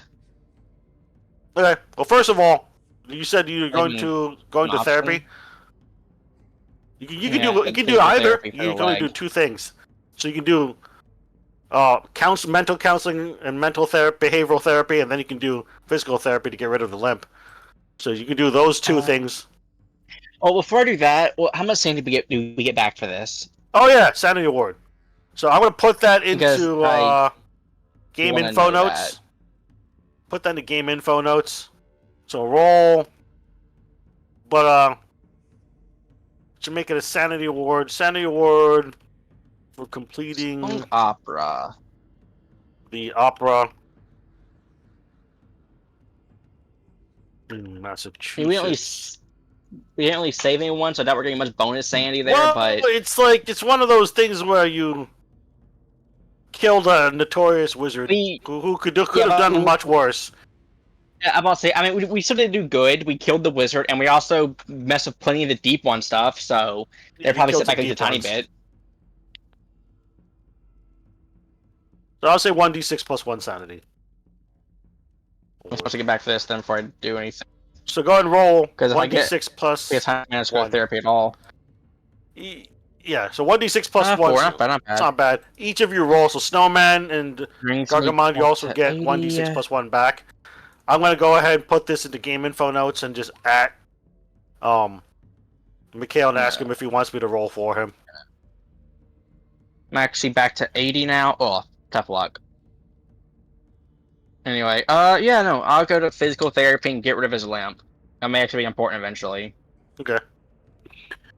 So, You're not really looks bad like, about like it, but yeah, Gargamon seems to, his character seems to have gained the least amount of sanity back. He doesn't feel as accomplished for killing deep ones and killing a wizard of ill repute. But at least, he got some back, which is the minimum. 2. That but yeah, let's last offer was continue. a joke. But let's go ahead and continue with Redbird's downtime. So you said you want to go physical therapy? yeah, that's what the role for that is. Let me roll for Mikhail's thing first. 1d6. Don't forget, I know everyone. it's like You need a to roll, hit. but I know it's a roll, but I'm gonna base it on I want to base the roll on the physical therapist medicine roll, just like they do it for psychotherapy for the psychotherapist skill. So it's similar to that. So I'm just roll it that way. So Snail Sanity Award. Let me get that one thing at a time. The Snail only gains 2 sadness. That's why I gave you guys a +1.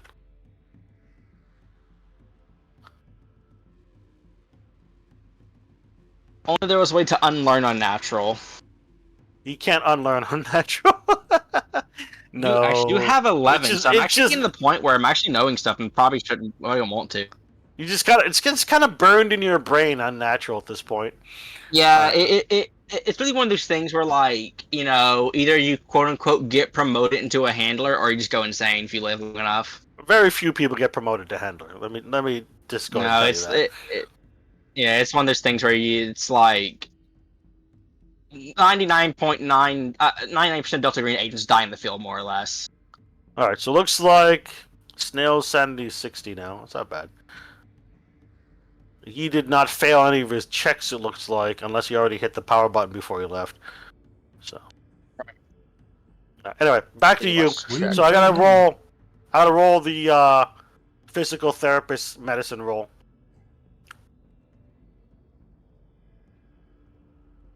So let's go ahead and randomize his skill.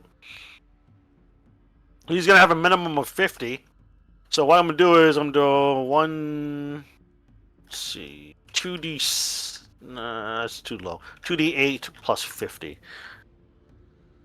Skill for physical therapist. See, Swiss is all like, well, you're in a, oh, that's actually pretty good. Swiss is all Yeah. like, you're in a law, you're never going to physical therapy. Well, Alex is breaking the family cycle, baby. What did you just say? What? Talking really I fast. said, bro. I remember you jokingly said that you're in a lord. You don't believe in therapy because that's Oh, like the just lard. coming from a family that's kind of like that. Yeah, you don't believe in Yeah. like therapy or like physical or mental whatever. And I'm like, Alex is breaking this thing, baby. Look at that. He did. So, Yay. so this is for your limp, right? Yeah, Where you permanently lost dexterity, was it? Is that what happened? yeah. Okay. So you will regain back. How much dexterity did you lose anyway? One. One or two. I think Oh, just- one. I'll give I you think one one, yeah. I'll give you one dexterity back. So Allard does Yeah. not have as much of a pronounced limp. Can more or less walk normally, run normally, and sprint normally. I'll just Allard regains Yeah, one I'll dex. You get just give yourself Yay. one dex point back from physical I did therapy. it. Yay. For the second scene. Yeah, I for don't the know. second thing, what are you doing? So I'm good just getting the actual at-home therapy, activities out of the way first, and if it manages, an opportunity comes up for me to do a at-home vignette role-playing scene, I will do so. But it looks like there's really know what? nothing I'm for me actually- to do with the physical therapy. So what about the second thing you want to do? Do you know what? I guess I'll fulfill responsibilities. Let me. Okay, so basically okay, this I can do a small vignette for role-playing. But Yeah. which Bond? And I should probably stop playing ominous Uh, music. Which Bond are you? I could just keep doing the X and get hers really high. It's up to you. Let's do that. But up to you. Let's do that. Let's go with the X. All right. It's at 15, even though Delta Green she keeps resetting it. So I'll have it in my notes. My remarks, rather. I think that is a roll of some sort. Let me go look in. I think it's a Sandy Chatterbox. roll. It's pinned. The personal pursuits. Here we go. Fulfill responsibilities. It's a sanity roll. Correct. Roll sanity. Let's go, baby. Dang.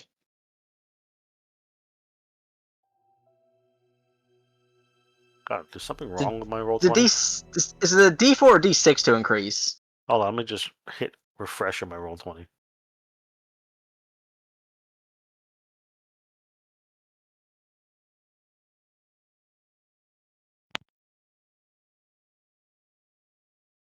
Oh, it's because I opened another roll 20 at the same time, so I didn't like that.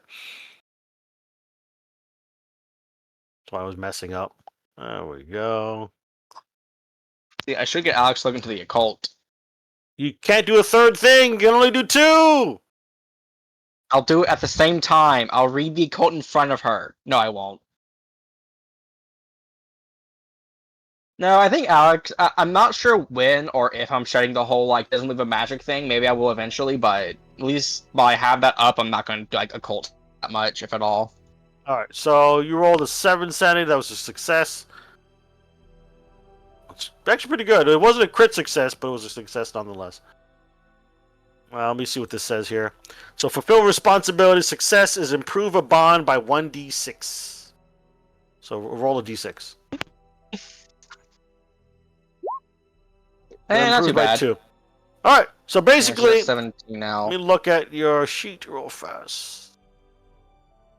The ball at the bottom, because for some reason, it keeps resetting it every time I open my sheet for Delta Green. You might want to like a physical, not a physical copy, but like another copy of your sheet somewhere, so you don't Yeah. accidentally lose information. Because if you only have the one copy of your sheet, that's not good if you lose information. So I do recommend to everyone to have a Yeah. backup of your sheet information somewhere, even if it's just screen caps of your sheet. Just occasionally, update your backup I even because it might copy fuck Delta up. Green sheets? Let me check.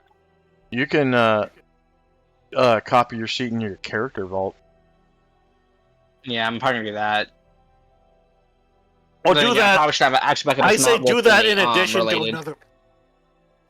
Yeah. Copy your sheet to your character vault, but do that in addition to another way. Because Roll20 is not notoriously unreliable when it comes to Roll20 sheets, Yeah. especially. Just so you just saying. Anyway. But yeah. All right, so yeah, so you are hanging out with your ex-wife Sarah. You do some activities with her, such as watching movies or whatnot. It is the year. What the fuck Watching is the year? movies. Movies, maybe play board games or something. No longer just limping tries around. She tries to convince you to go to the casino every now and then. He's like, no. Yeah, Gets exactly. a water bottle. Gets a water bottle. No, stop it.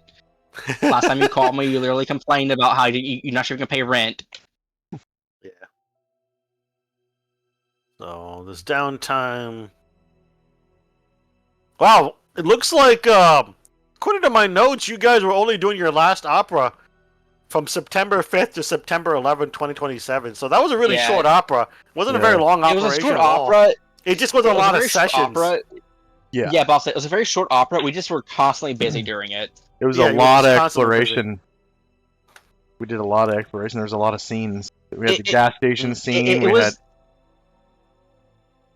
Yeah, Yep. I think it was quite literally we're either doing something or we're sleeping. Yeah, so let me update my notes and then I'll continue to describe your vignette a little bit. It's gonna be a short thing. It's not gonna be full role playing. But let's see, what is September, January, February, March, and April? September, what is September? The 10th month? No, Ninth. September is the 9th Ninth month. month. I'm so The bad ninth. at calendars.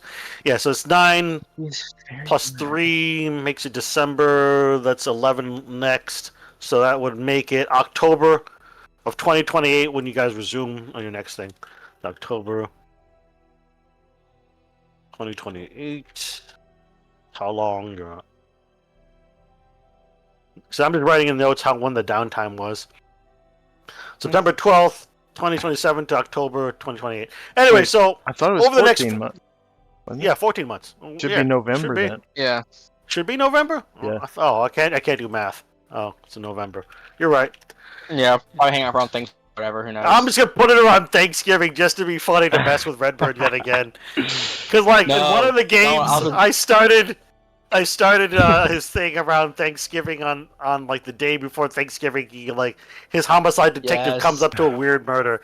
Then in it Delta was- Green, no, I then in Delta Green, I think I had him start an opera on Thanksgiving Day. Also, the first one was messed up because, to provide context, my guy's family went insane because they're cursed, and they all are off doing their own thing. They're not at home, and he is getting asked pretty consistently. Oh, you're waiting for Thanksgiving? Your family's coming over? Yeah, that was 'Cause, part- officially- that was just so mean. Yeah, because man. officially they're not. Yeah, because officially they're not insane. It's a world where magic is kept under wraps. So Yeah, it's, everyone just thinks they're taking urban vacations or shadows, whatever. basically. Yeah, everyone thinks they're taking vacations or whatever. Like, oh, your family come back for Thanksgiving? They should. And he's like, yeah, totally, maybe. I did that. But anyway, so yeah, you hang out with Sarah. And basically you become better friends. She seems to be going to behavioral therapy now. As far as you know, she talks about her therapy sessions occasionally, kind of in a Yeah. cursory way, a surface level way about how she's working on her gambling addiction, and that she hasn't gambled in at a casino for days. But when you prompt her, she then admits she occasionally does a scratch off ticket, sometimes 20 at a day. Water bottle. Get the water bottle. No, he But doesn't you- actually spray his ex with water. That would be funny. But no. No, that's Just just treating he your only got ex like two. just treating your ex-wife like a cat, just spraying her with a water bottle. Yeah, no. Be funny and demeaning. That's the reason why. That's the reason why the bond only improved by 2. You know. That's more no, like that's more like if you tanked your bond score. But anyway, so that's your vignette. Let's move on to Snowman. So we only got about an hour and a half before he's got to go. Snowman, what do you do for your at-home activities for about 14 months? I want to. Because if you want to read books, it's like a bonus thing to read books. Because it's assumed you're doing an at-home activity, personal pursuit. In addition, you can read books for free, basically, like the books you picked up, like the Henley book and some other books. Just so you know. Like Alex's grandfather books. Yeah, it's assumed you read all that and again, Redbird. But yeah. But anyway, we're focusing on Snowman's character right now, unless it intersects with somebody else. But what are you doing for your first personal pursuit or at-home activity with Yazzie? I want to study Latin. I found that I don't speak Latin. Had to rely on somebody else. So he wants to do like special training to. Okay. That makes sense. Let's go ahead and let me go take a look at the picture again. That's pinned. Thank God it's pinned in Chatterbox. All right. So to learn a skill. So do you want to do in your first activity? You want to just do only Latin, or do you want to learn a second skill? Because it says. No, I want to do something different for my second activity. Oh, no, I'm saying you have two activities. So when you choose to improve skill or stat, it says 2 skills or stats to be improved, or one of each. So you can either improve a stat and a skill, or doing nothing but the one skill. 2 skills or stats to be improved, or one of each. So, I will allow you to double up and improve only Latin. It's up to you. I wouldn't mind, if I'm able to spend time on a special, learning skills, learn Latin, and maybe go to the fire range and work on my. Yes, you can do that. It says 2 skills, so that's allowed. So let's go ahead. So to do that, to improve that, you would have to roll add 1 to a stat or 3d6. Oh, you don't have to roll anything. So basically, roll 3d6 and add that much to each skill. Let's start with Latin. So that first one is for 3d6 for Latin. So you would gain 10% to Latin. And like I said, you can double up and roll another 3d6 to add to Latin, but you decide on firearms. So roll 3d6 again, add that to firearms.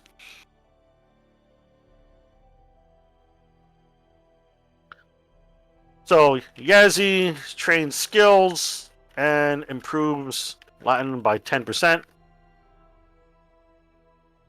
And firearms by 9%. So that's what you do. I'm not going to do much of a vignette there. Just spend time at the range and learning Latin by yourself, or maybe some, online courses that are free. Or maybe even cost money. It doesn't matter, because we don't track money closely here. So for your second at-home activity, what are you doing? Second at-home activity is going to be back to nature. Back to nature. That's a good one.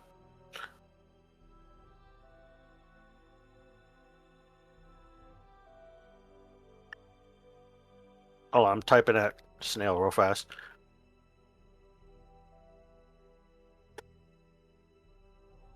Personal pursuits.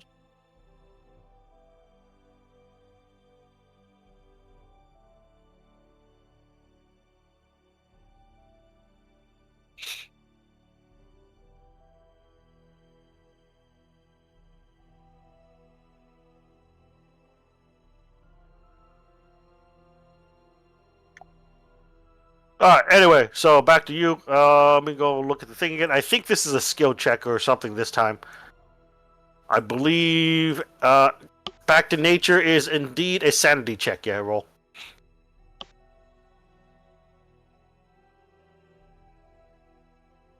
Oh, I think you had to actually roll skill checks to improve your skills, but I don't care. I'll just let you do it. We already resolved it, so it's fine.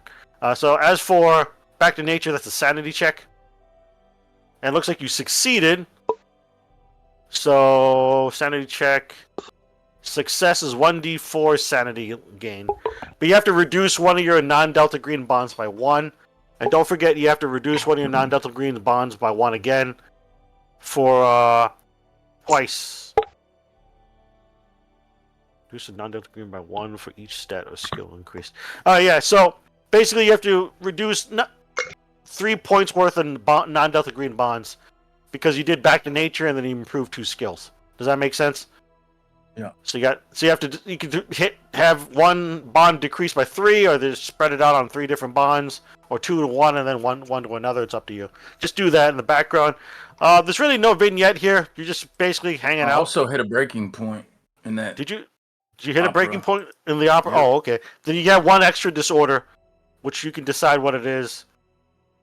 Just DM me what ideas you have for disorders, and we'll figure that out in the background while I'm handling Gargamon's character next. So Mercury 1. Obviously, you go get the card and eventually get the tattoo. That's kind of a bonus thing. Oh, and if you are reading any books, either Allard or Yazzie, just DM me. I'll let you know the results of it and if you have to roll anything. As for Allard, I don't think you lost any bonds of any significant sort, but I know you've lost some bonds. Physical therapy is similar that to... depends.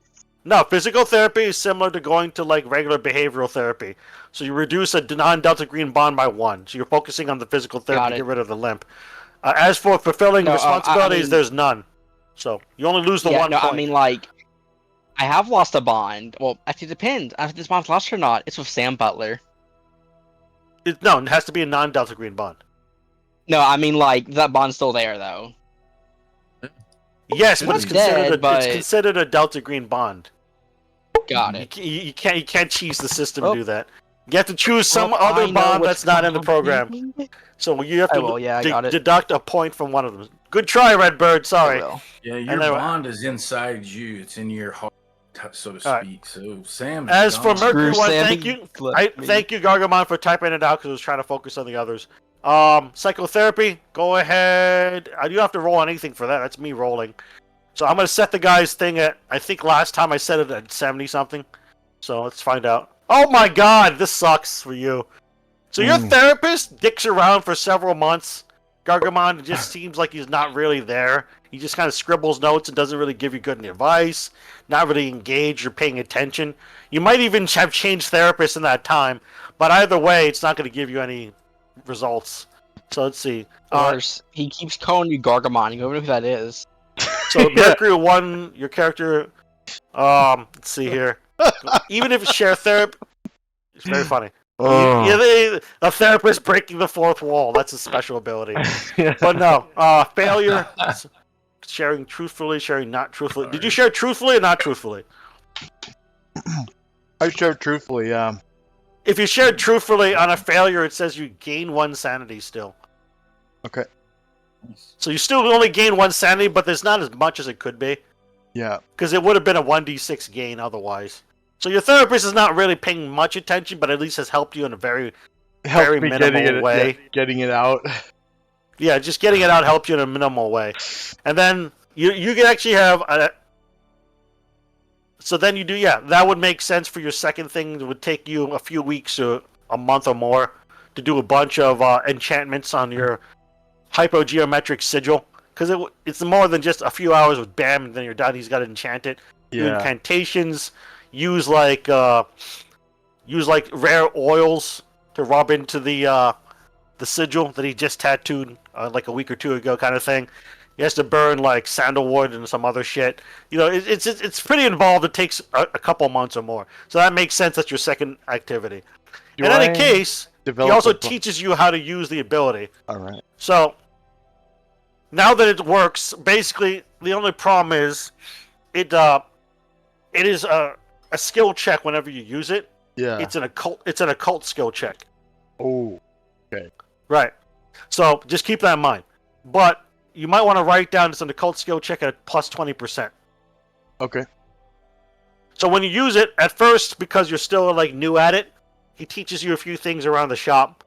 You know, because there's always no customers around for some weird reason. But he seems to be doing okay. But then again, his shop is not a normal shop. But anyway, he does teach you how to use it. At first, you can levitate, like about a few feet off the floor, and then eventually you learn to levitate up to 10 feet. Not quite flying yet, but you're getting there, kind of thing. Does that make sense? Yeah. So Do I use put it in this a under hurry. rituals or? Hmm? Do I put it under rituals? Yeah, sure. Levitation. Put under rituals. So you learn to levitate. It's an occult ability, and it doesn't. Most occult rituals cost sanity and willpower, but this one does not because it's part of you. You tattooed it and enchanted it into you. But speaking of which, because he had to make it a part of you, and it's a hypergeometric thing, which is not normal or mundane. You will lose sanity though, which is the downside to this. So go ahead and roll a d4, and that's how much sanity you lose. That's it.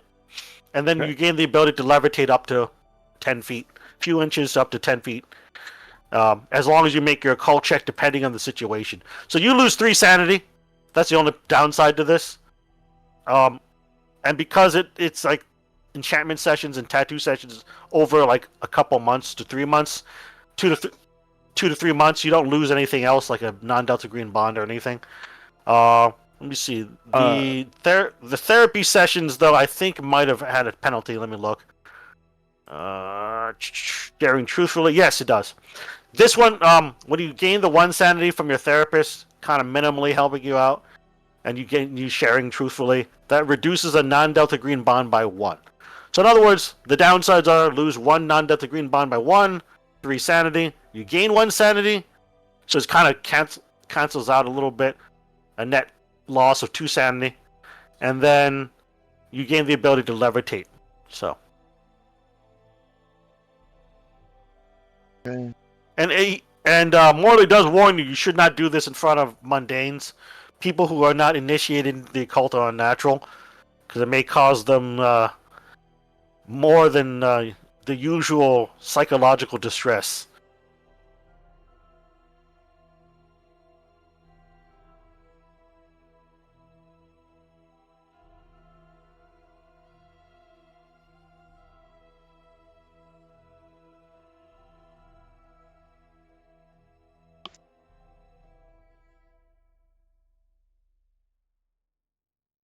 Alright, so I'm gonna go ahead and type at you what the book readings do. Snowman, it's just easier that way than we have it for posterity. In case you pass I the think I books have book off to like readings, another haven't I, agent. already. Yeah, you already read your grandfather's diary or whatever. Grandfather. Yeah, so Yeah. that's actually gonna come up in the beginning of next opera. Oh no. Dun dun dun! But well, you think I'm just gonna give you all that information, not do anything with it?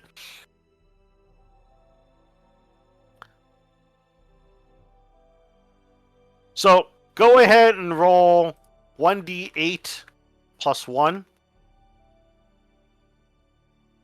Is that to Yazi? Yeah, to Yazi. Okay. 1d8. Let me get my dice roller. D8 plus 1. What was it? A 4. Alright. Does you add the 1 to that too? Yes. The one I'm not on that 4. screen. Okay, so It's you a gain 4. that. Alright, so you gain a 4 to your occult and roll a d6. And then you Alright. gain. That's how much you gain to unnatural. So you gain 4 and 4 to occult and Alright. unnatural. You don't get any penalties because he's kind of reading this over time. It's kind of dry reading. It's not like horrifying either. Like there's not horrifying otherworldly sketches of monsters or anything. It's just a lot of writing. And there are actually some rituals hidden in some passages that you kind of key together and piece together. So let me go and look at my notes.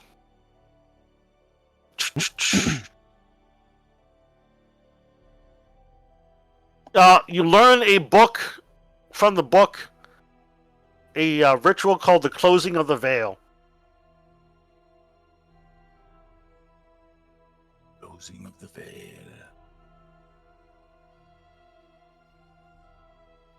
It says basically supposedly from what you piece together, it can closing of the veil, which was learned. It can ban demons or similar. That's what it can do. You've never cast it, but you've learned it. As for the first book, let me look that up real fast in the handout. And then get you guys going on the next opera. I'm going to handle Mikhail's stuff for Snail another time because he's not going to be able to do this here. Right now, obviously. Let's see. Oh, that's right. I got to go to the Arkham read box in case I have any hidden notes. Nope.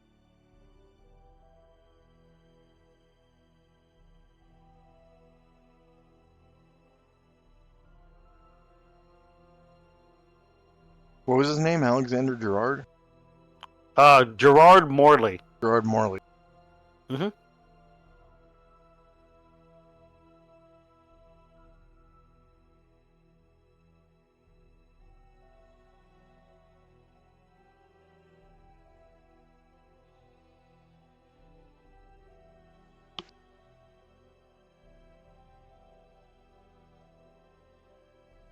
All right, so you read the 243-page ring-bound typewritten thesis thing. It's kind of rambly at times, but you read it and you will gain 1d4. I'll just type in your DM. First reading the thesis is 1d4 gain to occult.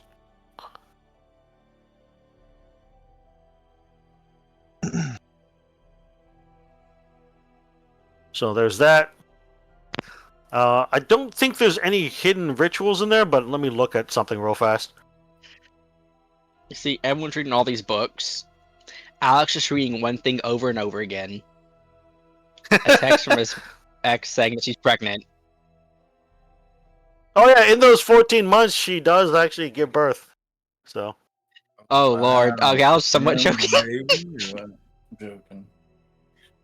Oh. So I was your joking, no. hiccup? Oh, okay, that's right. That actually did happen. You made that up. You bastard. What was that, Snowman? No, I mean, I might make it canon, but No. What was that, I was Snowman? just playing. I was just playing off of Red Birds. Okay. I don't even know what I said.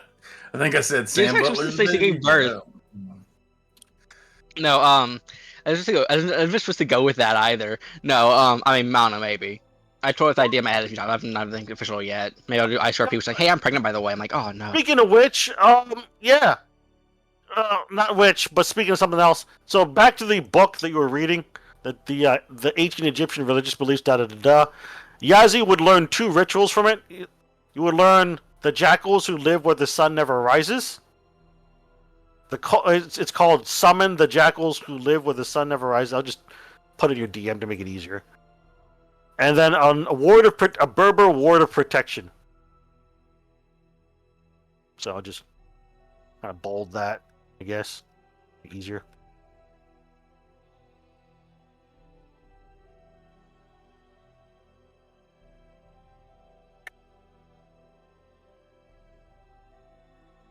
And then bullet point them. That's easy.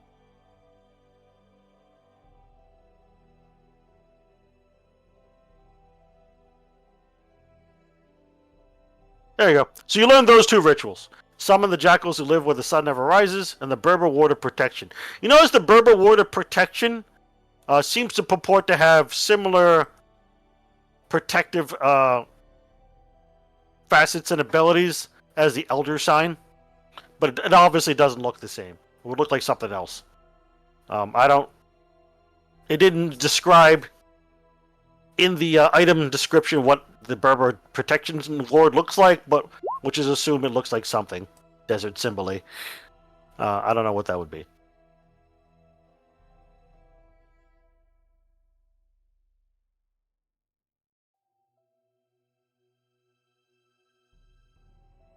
That's 4 rituals. Yeah, so you learn a bunch of rituals, apparently, over time. Yeah. And my Guys over occult here is- casting everything. Yeah. Yeah. Well, you learn Closing of the Veil, Summon the Jackals, and Berber Ward of Protection. And then what was the 4th one you learned? Was that in the opera itself, the Elder Sign?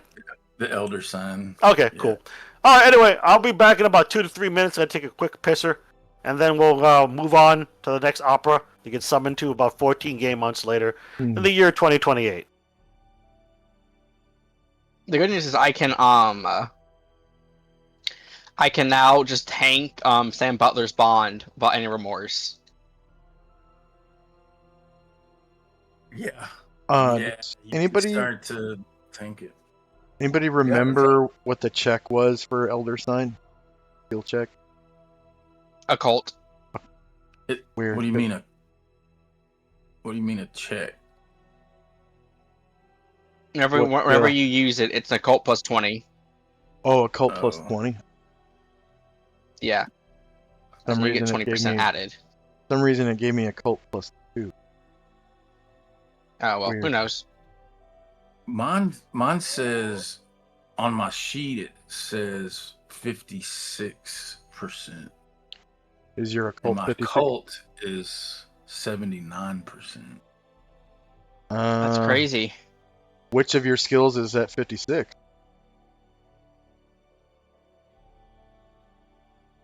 I don't see any. I don't see any on my sheet that are 56. Yeah, I think he might have gave us a custom check. He might have. 29%. I mean, Swiss does it quite a bit. Swiss does it quite a bit, if only because the books aren't organized. Okay, Delta Green books, I like them. They're not organized the best, Yeah, 29%. or word it the best all the I don't- time. I don't have any I'll say skills like that are that. 29. You don't have any Just not what? supposed to give us custom stuff. Oh, None of my skills are 29. The closest. 29? Is it a custom check for the Elder Sign ritual? Was it a custom The- 29%? No, it should be an occult check. It is an occult check? yeah, Okay. your occult Yeah, skill. yeah, it's an occult Yeah. check. Is it occult plus 20 or is it just flat occult? I think it's occult plus 20 Okay. because it's pretty Yeah. easy to learn and implement. The only issue is that maybe if you're under pressure or whatever, maybe If you're under difficult, pressure, but that's if not you're under anything from pressure, there. you may lose the 20% bonus. Yeah. or if your hand is hurt or whatever, you never know. Yeah, it depends. It's like I said, situational, but most of the time it's occult plus 20% bonus. Yeah. Okay. Anyway, so Redbird, roll a No. roll persuasion check. Why? Just roll. Okay.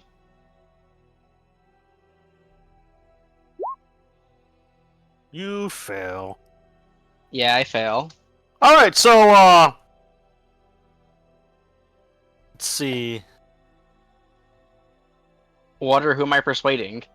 Well, I'll tell you.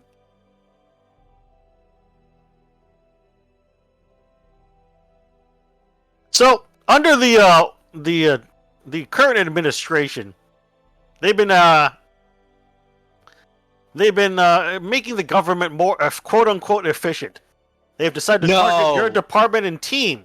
So while you're arguing, with the particular efficiency coordinator who has been assigned to streamline your CDC department and team in Washington D.C., you fail. But you get one last chance through bureaucracy to try to keep your job or get another job somewhere in the government. Oh no. Okay, well, luckily, I think my bureaucracy is actually pretty decent. It's at 47.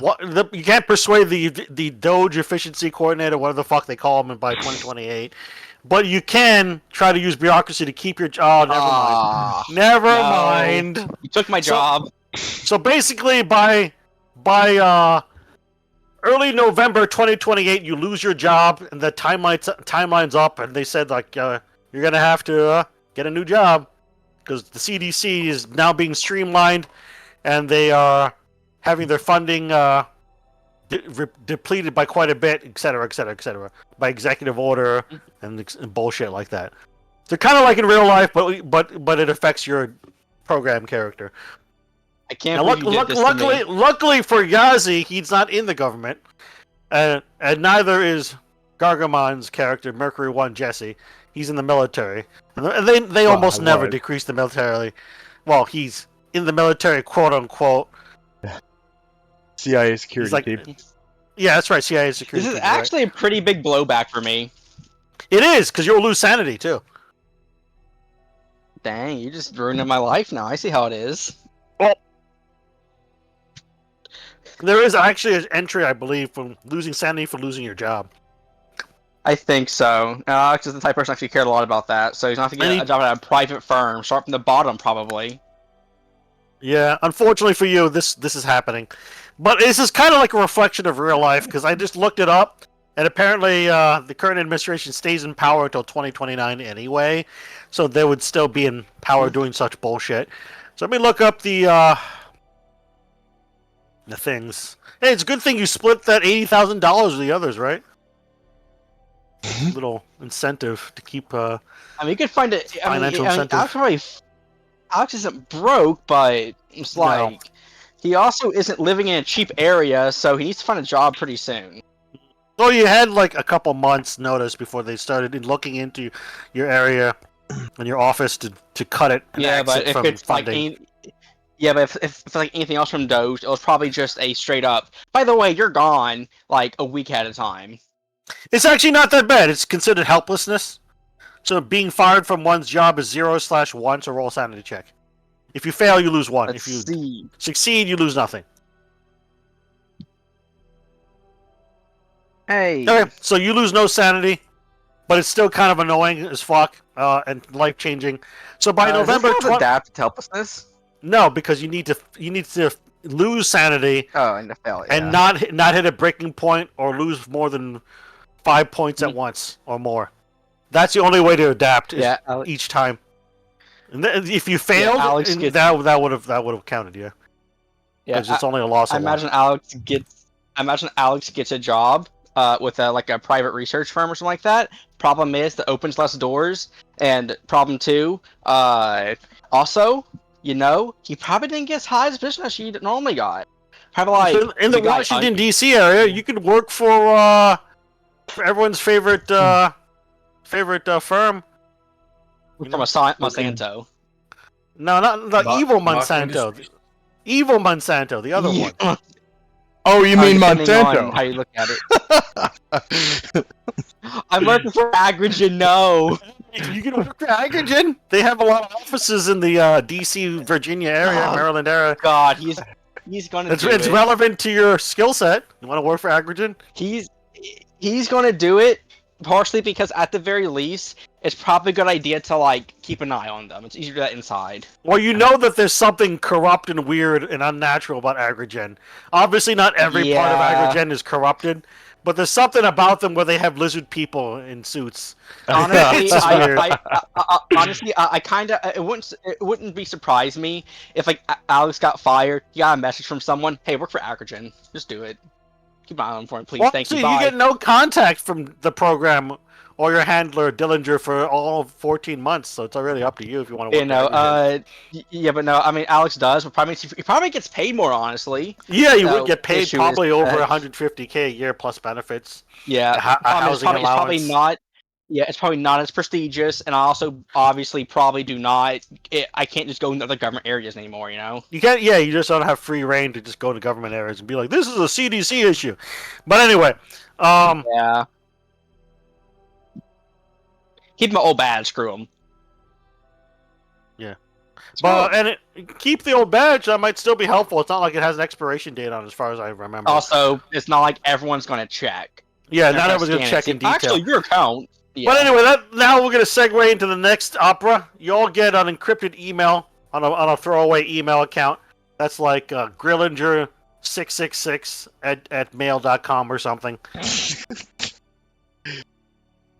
Where it's like obvious enough it's not spam, but it's not so obvious that it's from like, you know, Dillinger, the deputy director of the FBI kind of thing. So you're opening it and it says you've been invited to another night at the opera. There, you'll need to go to the New York City Port Authority. Oh. And then you'll see attached is a link to print out or use as a e-ticket on your phone to prove to the airport. A one-way plane ticket to New York City. Kind of thing. So each of you gets an email like that.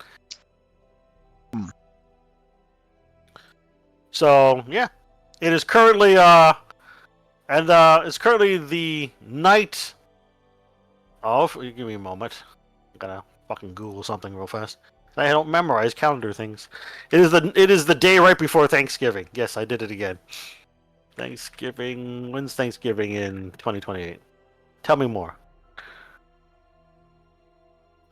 So, looks like your downtime is from September 12th, the day after you got finished with everything last time, to November something in 2028. Looks like it's Wednesday night, more or less Wednesday night, depending on your time zone. November 22nd, 2028. So, Is that on Thanksgiving? the day before Thanksgiving. Thanksgiving itself is Thursday, November 23rd. So, we update. Sorry, the Mom. notes. Can't make it for dinner tomorrow.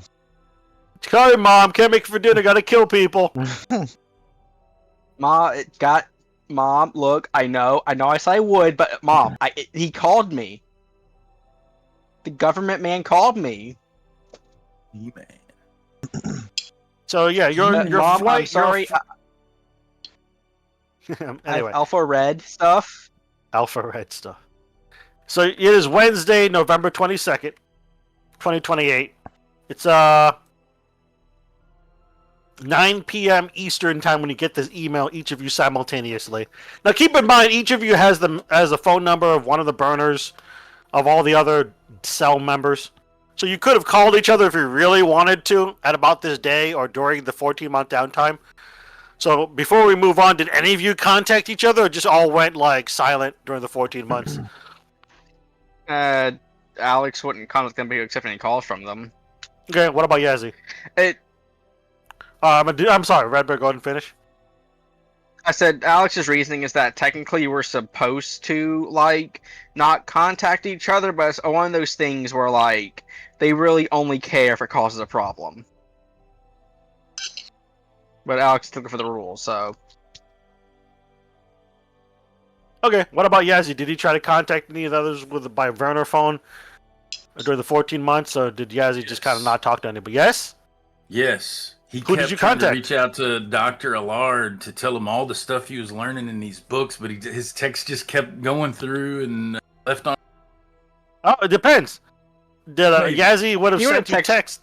Would you have texted back, He would've- Redbird? You would have texted them back. Okay. So he's just kind Would of like... you have told him you lost your job? Depends when he texted him. If it happens recently and Alex is angry about it, he would have ranted about it. Yeah, I text you would have 3 lost times your... a day, every day. Yeah, you would have figured out. Yeah, No, like, Allard you know, lost what his job in happened is that, early like- November. Yeah, what happens is like you would have like texted him like, I found out this cool thing. Can you do this for me? You know what I can translate? I can translate government efficiency into goddamn billionaires' pockets. Just like a giant rant like that. It sends you like a whoa, okay. 500-word rant, a little mini essay.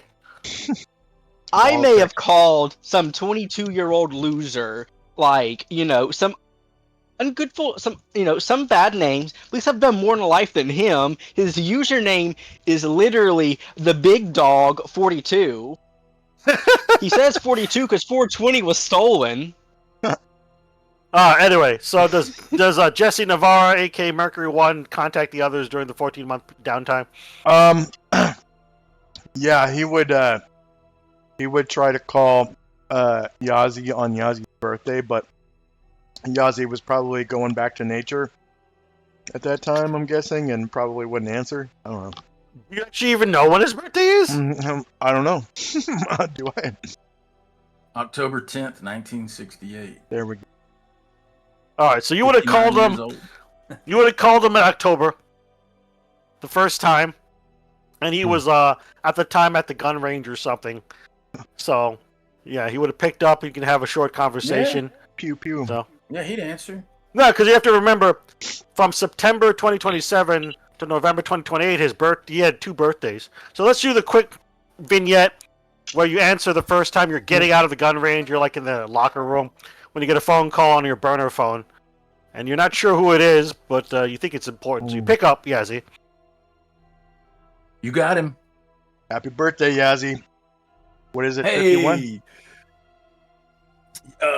60. Oh, you look way too young for that.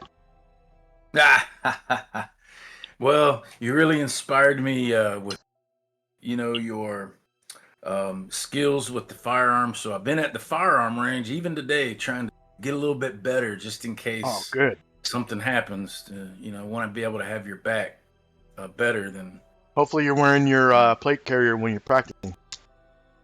You're 59 in the first phone call, just so you know.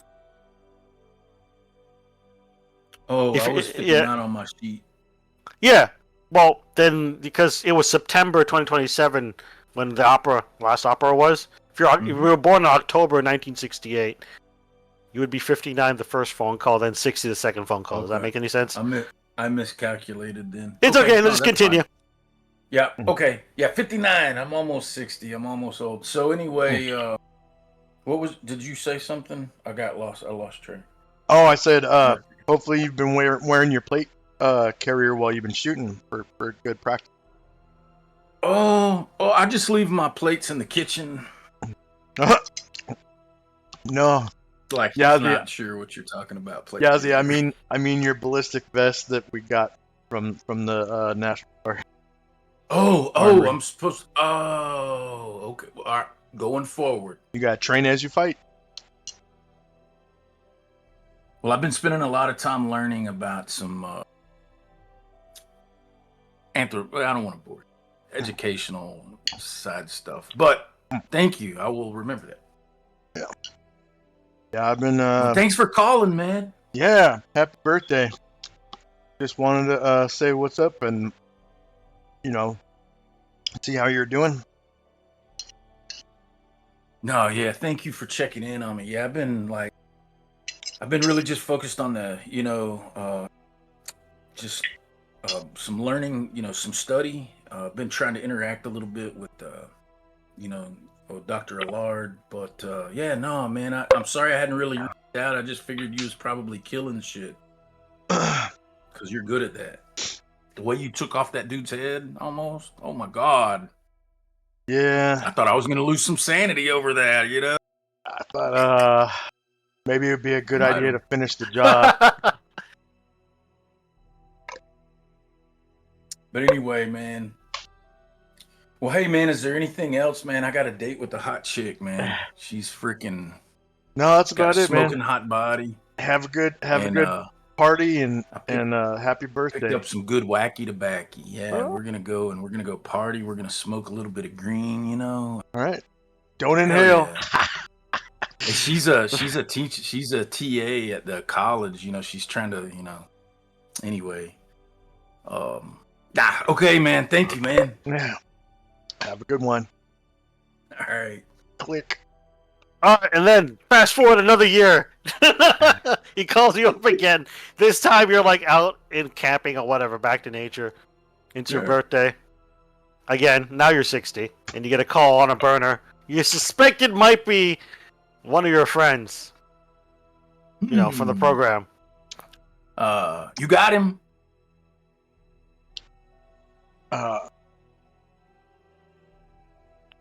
Oh yeah, Bad two call. feathers. That's Click. right, that's right. Yeah, two feathers. Happy birthday. I was about to hang up on you. I Mm. figured it was a freaking spam call. What? Shouldn't be no spam call calling this number. But hey, man, thanks for happy birthday. I'm just sitting here, man. I'm watching the sun go down, smoking a little bit of weed, a little reefer. I got from the witch doctor and the tribe. Passing the peace pipe, but I'm the only one here. I've just been nursing my new tattoos and enjoying you my got time inked back. up. Yep. Yeah, lots of ink. Enjoying your time where? What? Enjoying my time home. Back at the civilian job. Man, you should come over, man. I'll text you my address. You should stop by, man. Maybe I've been taking the plate carrier. Nice. Sometimes I'm like, I sleep in it because it's like, man, somebody might try to get me. Got to present that plate carrier. Be one with the plates. I think I'm doing well. Thank you very much, man. Maybe I need to come out there and see you. Where do you like? What area?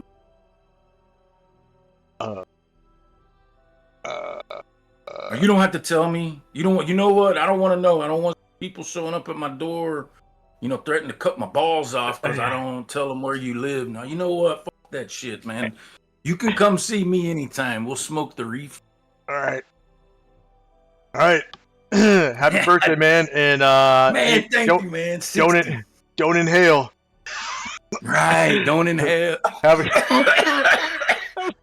Yeah. all right, have a good one. Nice. And- All right, so that's your thing. Click. And then, chronologically what happens is, about a month later in November 22nd, the night of. I know each of you in different time zones, but at about 9 p.m. Eastern time, you get that email from Grillinger666 at mail.com that's inviting you to a night at the opera. And you can click a link, and it gives you a little electronic ticket or e-ticket, one-way ticket by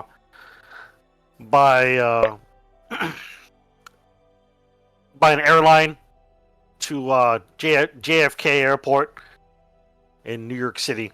And it looks like the flight leaves in about 4 hours. So it's kind of red eye flight. Is I think Allard's in DC, so he's Eastern time zones for him. In 4 hours, it'd be like at 1 a.m. kind of thing, and this would leave. Just gotta start packing and shit. Okay. Just leave by flight, etc.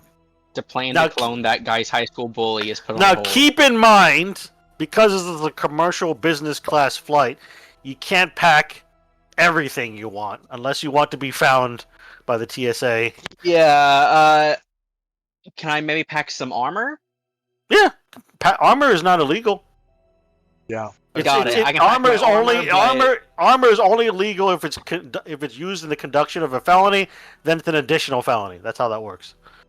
I probably shouldn't pack my illegal rifle with me. Yeah, probably not. It's a commercial flight. Yeah.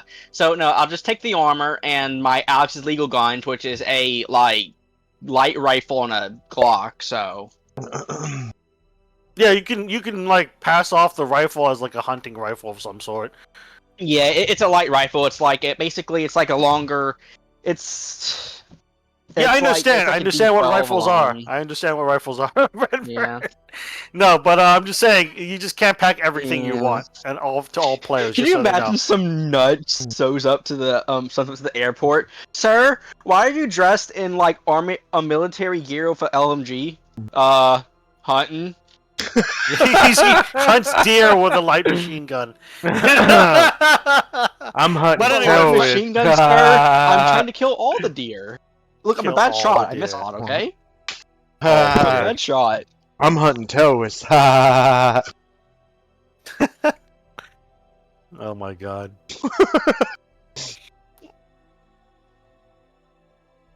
All right, so you would eventually arrive at the airport, and there's a vehicle waiting for all of you.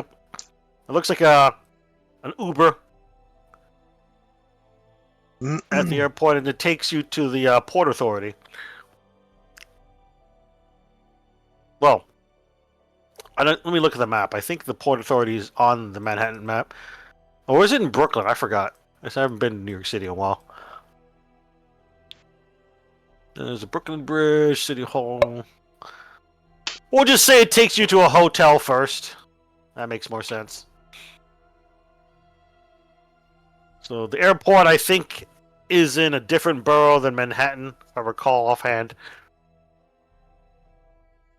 Yeah. But I will take you to a hotel. In fact, you know what? I'll take you to a real life Manhattan hotel. LaGuardia? Is that what it's called? LaGuardia Airport? There's actually two airports in New York City. There's LaGuardia, and then there's JFK Airport, International Oh. Airport. East Elmhurst, New York. It's in Queens, East Elmhurst. Yeah, that's Queens. I used to live in Elmhurst, Queens, years ago in the 90s.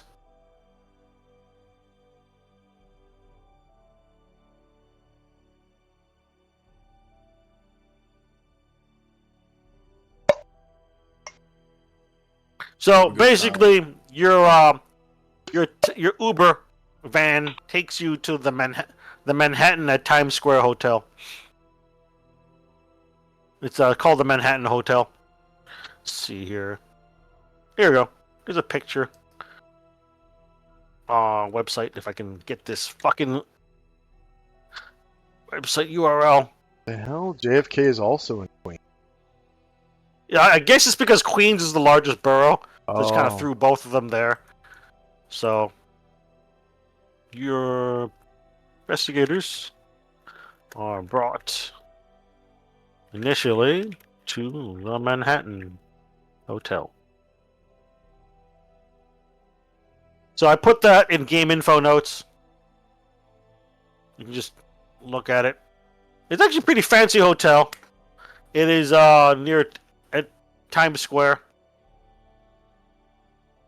Got some pictures of it if you look at the website. It's on 7th Avenue, New York City in Manhattan. So if we look at the map itself, 7th Avenue, I don't think they marked every avenue. Times Square, yeah, you would be right around here. They at least have Times Square here. There's 8th Avenue, so that's would be pretty close. So you're around Times Square near Madison Square Garden and Chrysler Building, etc., etc. Basically in the theater district, more or less. So that's where the hotel is. Pretty fancy. On my jumpsuit, I slap a patch on that says Bob Towing.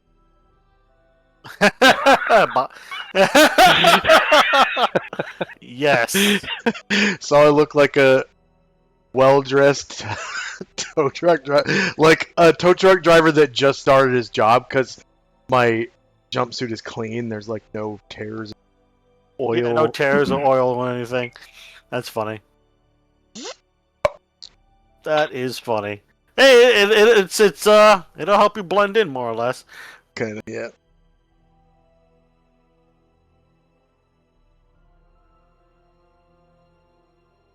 But I mean, you guys each get your own hotel room.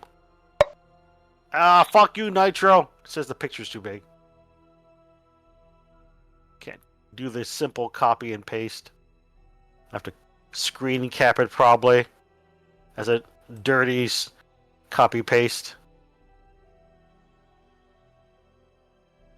So yeah, there you go. That worked. So basically, one of the hotel rooms kind of looks like that. Pretty fancy. If you look in game info notes, and the Uber lets you off there, and you notice the guy's wearing a big green hat that says "Kiss Me, I'm Irish," and he has a red beard and a green shirt. Just kind of nods at you as you guys pile into the car and ask no questions. Doesn't even ask you how your day was or says hello. He just drives you directly to the hotel without saying anything. All of you make an alertness check.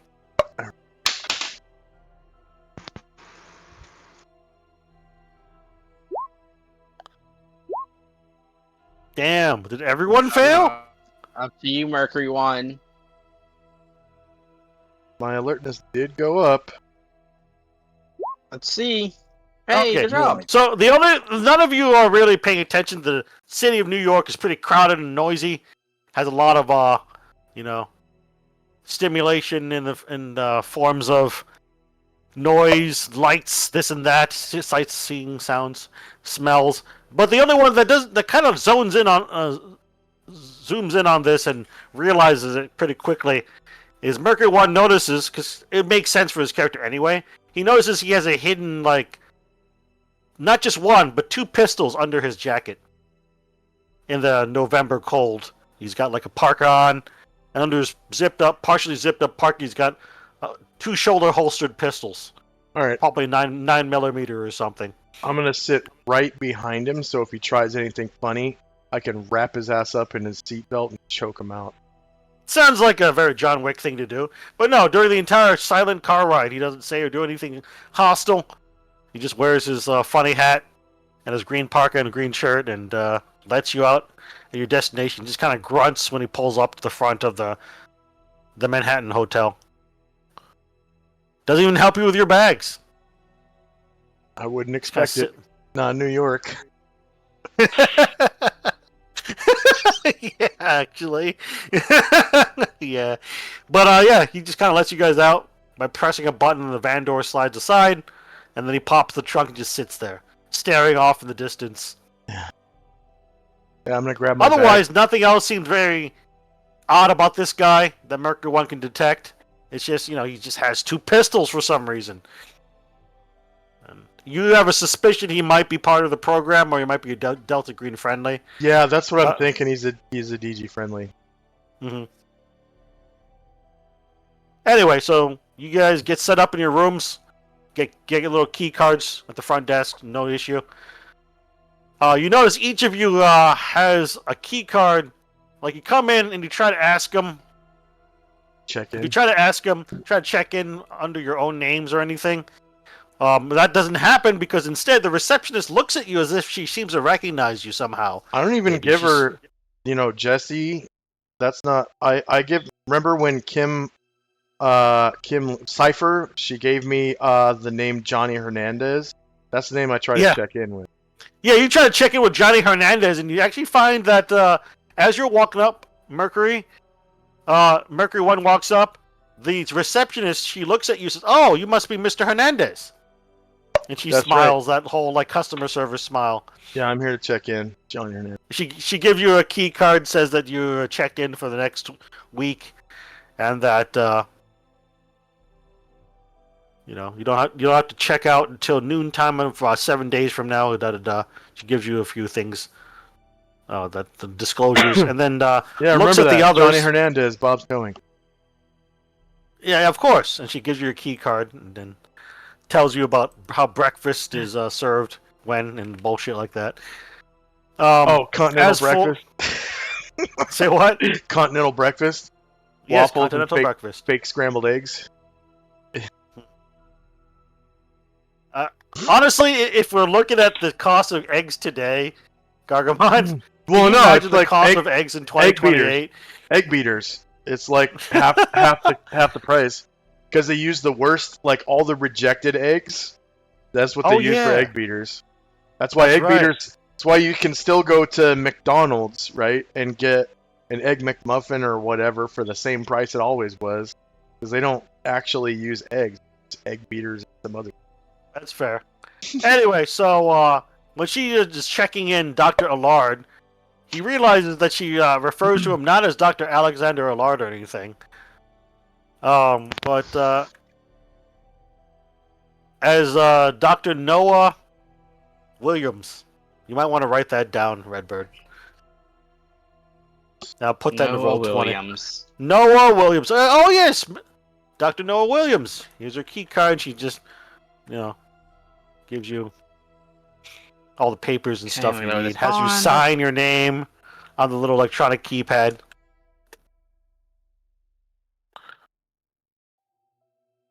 And then Yazzie gets his own little thing too, with his own cover name. The key card and registration for the room here at the Manhattan is for Henry Oliver. You're just Henry Oliver, apparently. All right. Oh yes, Mr. Oliver, we were expecting you too. And then she just gives you the key card, tells you about the breakfast, and then they have a bellhop help you take any luggage to your room if you decide to do that. Otherwise, you have like a room upstairs. Either way, you guys get up there, and then each of you gets a text on one of your burners that says, "Motherfuckers, meet me at in Chinatown."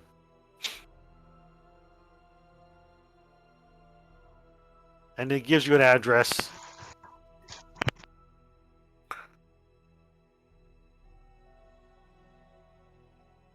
I am going to immediately, as I get that and like make a note to do that, I send a request through Weed Maps to have weed delivered to. Yeah, we'll just assume weed is more or less quasi-legal, if not legal at this point in 2028. In New We'll York, just say that to especially, make it yeah. easy. Yeah, New This- York would probably have legalized it by then somehow. Yeah, this my breaking point that I hit, with the paranoia that's sitting in, Yazi just above table. I mean, so that you're gonna see this wasn't in the last one, but obviously he's adapted something. Yeah. Anyway, I hope that doesn't come across wrong too, because I know that there are, I don't know everybody's out of character journey in life, and I know there's things that happen, so I hope that isn't an issue. Is that something I should ask before I'm not gonna really blow it out of proportion or anything. No, it's but, fine. You can do that. I think it's okay. I think, is everyone else all right with it? Yeah, I just want to be respectful and Yeah. make sure. Yeah. All right. So anyway, It's not like it's gonna be crazy. Trust me. no. All right. So your newest disorder is like is what is it in a few words? I chose paranoia. Paranoia makes sense. Yeah. Okay, we'll go with that. Anyway, so he sends you. It's obviously your handler Dillinger. He's like, motherfuckers. It's the local New York City number. And it says, motherfuckers want you to meet at in about 1 hour. Got the Namwa Tea Parlor rented out. Just come on in. They'll let you in. And you realize it's the middle of the fucking night right now. It's like 3 a.m. Eastern time, because you guys had like a red-eye flight, each of you. And it's Thanksgiving Day. So most places aren't open, but in this case, it is open in the middle of the night. So it's all very Delta Greeny. So he wants you to meet at about 3:30 a.m. basically, the Namwa Tea Parlor. So let me adjust my notes. It is Thursday, November 23rd. Oops. Thursday, November 23rd. Thanksgiving! So many times I set things on Thanksgiving because I can.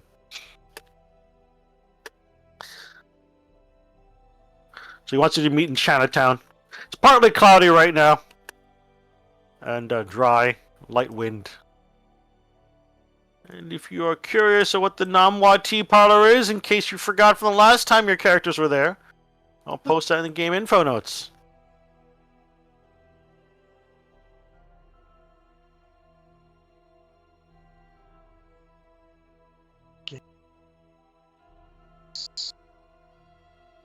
Oh yeah. Yeah, it's actually a pretty cool place. The famous Namwa. I've been there in real life. It's a pretty cool place. Nom, Yeah, it's pretty decent food too. Namwa Tea Parlor. Look at those benches. Those stools right there with the. Yeah, they're probably ancient. They're probably older than me. They're probably older than me too. Jesus Christ, they're probably old as fuck. Yes. Because I'm old as. Definitely older than the kid that fired Alley. Alright, so you eventually arrive at about 3:30 a.m. to the Namwa Tea Parlor one way or another. But you all would have ridden in that Uber van to the hotel to at least leave most of your stuff that's hard to lug around. And, yeah, fast forward to the scene at about 3:30 at the Namwa Tea Parlor. It's mostly dimly lit inside. There's really no one else inside except the one elderly-looking, like, Chinese-American guy just opens up the door and unlocks it for you to let you in. And then you see sitting in the back, just hitting a vape, is Dillinger. I'm tired of motherfucking vape on this motherfucking car. Dillinger's in the back, just hitting a vape. Going, you motherfuckers! Good to see you again for another night at the opera, he says. Oh yeah, what's going on, Dillinger? I got you something, man. Those vapes will kill you, and I slide him a little baggie with looks like oregano. It's not. Tobacco. Oh shit. Actually, if you're in Chinatown, you would actually be over here. Because this is where Little Italy, Chinatown, Canal Town Street is. Because Little Italy is like right next to Chinatown. the main Chinatown. There's a few other Chinatowns throughout New York City that have grown up, but that's beside the point. Anyway, so Dillinger has motions for you to sit. There's already some oolong pot of tea out in some empty cups. He just kind of pours tea for you, oolong tea for each of you, even if you don't ask for it. But he accepts the quote-unquote oregano and slips it into a suit pocket. And then he explains... Don't inhale. Say what? Go Don't inhale. He kind of chuckles at that, and then he says, "Now, I hope you keep that diary of your grandfather's on you, Dr. Allard, because this kind of relates to that." Yes, I carry it around to read through it occasionally. Why? Seemed to have found an old shipment at an office that he seemed to have owned until the rent ran out about approximately earlier this month at a storage place. Hmm. And also at the same time, a shipment came in for him that was stopped by customs. Even though your grandfather is dead, there was a shipment that came for him from Vietnam, shipped in via seaboat, stopped by customs at the New York Port Authority, and was supposed to be delivered to his storage facility that he had a storage unit at. That, of course, his rent ran out earlier this month, you see. So there's two locations of interest you need to look into. And you need to ascertain if there's anything related to the unnatural, and if there is, destroy in the most extreme cases, or get the anomalous materials and unnatural materials for further study of the program. If you can't get it for further study, of course, destroy that motherfucking thing. Who cares how you do it? As long as it's not nothing too big of a bang. This is, after all, a pretty big fucking city. You understand? Yeah, my grandpa's been dead for at least a while Well, now, for whatever actually. fucking reason, he had a fucking storage unit here over in Brooklyn, just across the bridge. And at the Easy Storage unit, he had a storage unit. You know, you get what I'm saying? Oh, he just kind of rubs his stuff. I'm fucking tired, all right? But you know what I mean. At the Easy Storage facility, he had a storage unit. It is, I understand. He slides a napkin over to you and says, he had storage unit 23 in his name.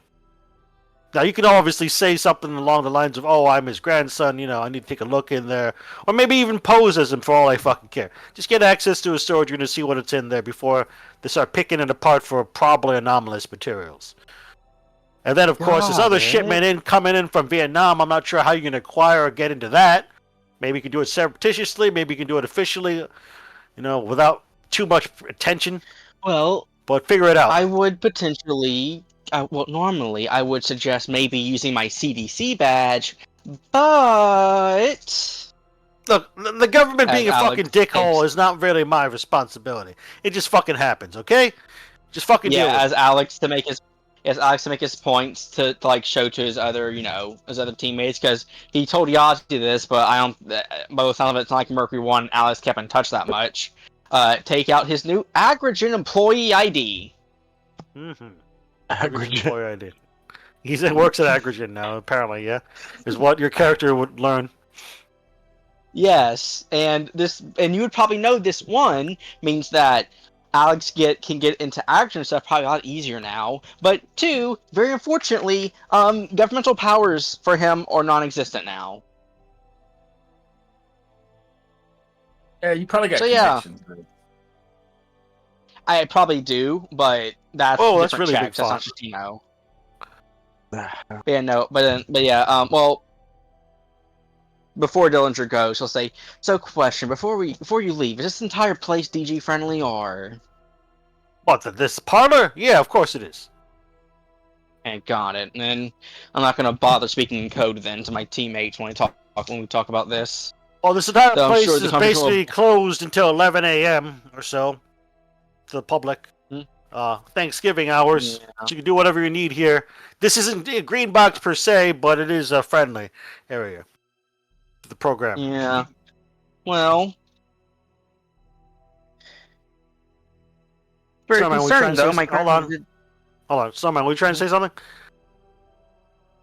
Or was it somebody else? We're we're here and we're gonna do what we gotta do. Thank you so much. I'm ready to get some rest too. Okay, I'm Redbird, sorry, go ahead. exhausted. Go ahead, Redbird. Yeah. Alex kind of goes like, so it's a pretty So well, simply put, my grandfather died in 1998, though schizophrenic, hospice, all situation, and he goes into the occult. And simply put, now I have reason to believe he actually may have been more successful than I thought. Well, we got Yeah. the address for the he gave us the address, right?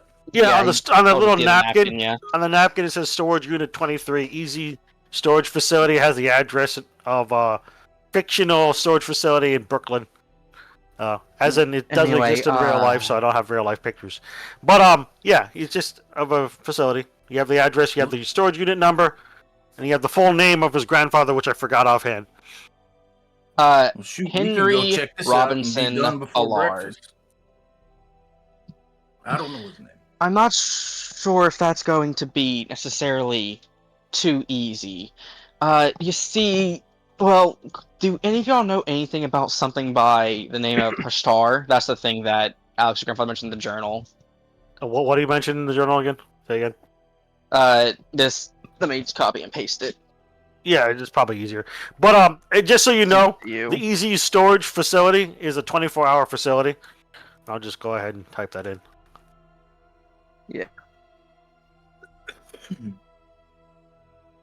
bet you we can run on over there right now, take a look, and man, we can destroy these things and go get us some McDonald's powdered eggs that are cheaper than the shit that you get at the Walmarts. Anyway. Alex will mention his grandfather's last entry, which, it's this in the Roll20 chat. Okay. I'm not sure if Swiss remembers it too much, but even though the journal had quite a few You said this a long time ago, yeah. Yeah, but if you remember, Alex didn't really look into it too much because while there was a lot of suspicious stuff like that, Alex was like, Ramley's an old man. Stuff like that. I vaguely recall writing this to you a while ago, yeah. Like, in real life, I wrote some of these entries like months ago to you. But anyway. To make it spookier, Alex doesn't know this, but his grandfather, funnily enough, talks about hurting Alex before he's even born. Probably even conceived, though Alex doesn't know it was specifically him because he didn't say the word out. We'll get into that next session or after session. Yeah. I think it's about time for Snowman to wrap up. Yeah, You got stuff to do, Snowman. Needs to work. Yeah. Needs to All right, go, so this is basically the beginning of the next opera.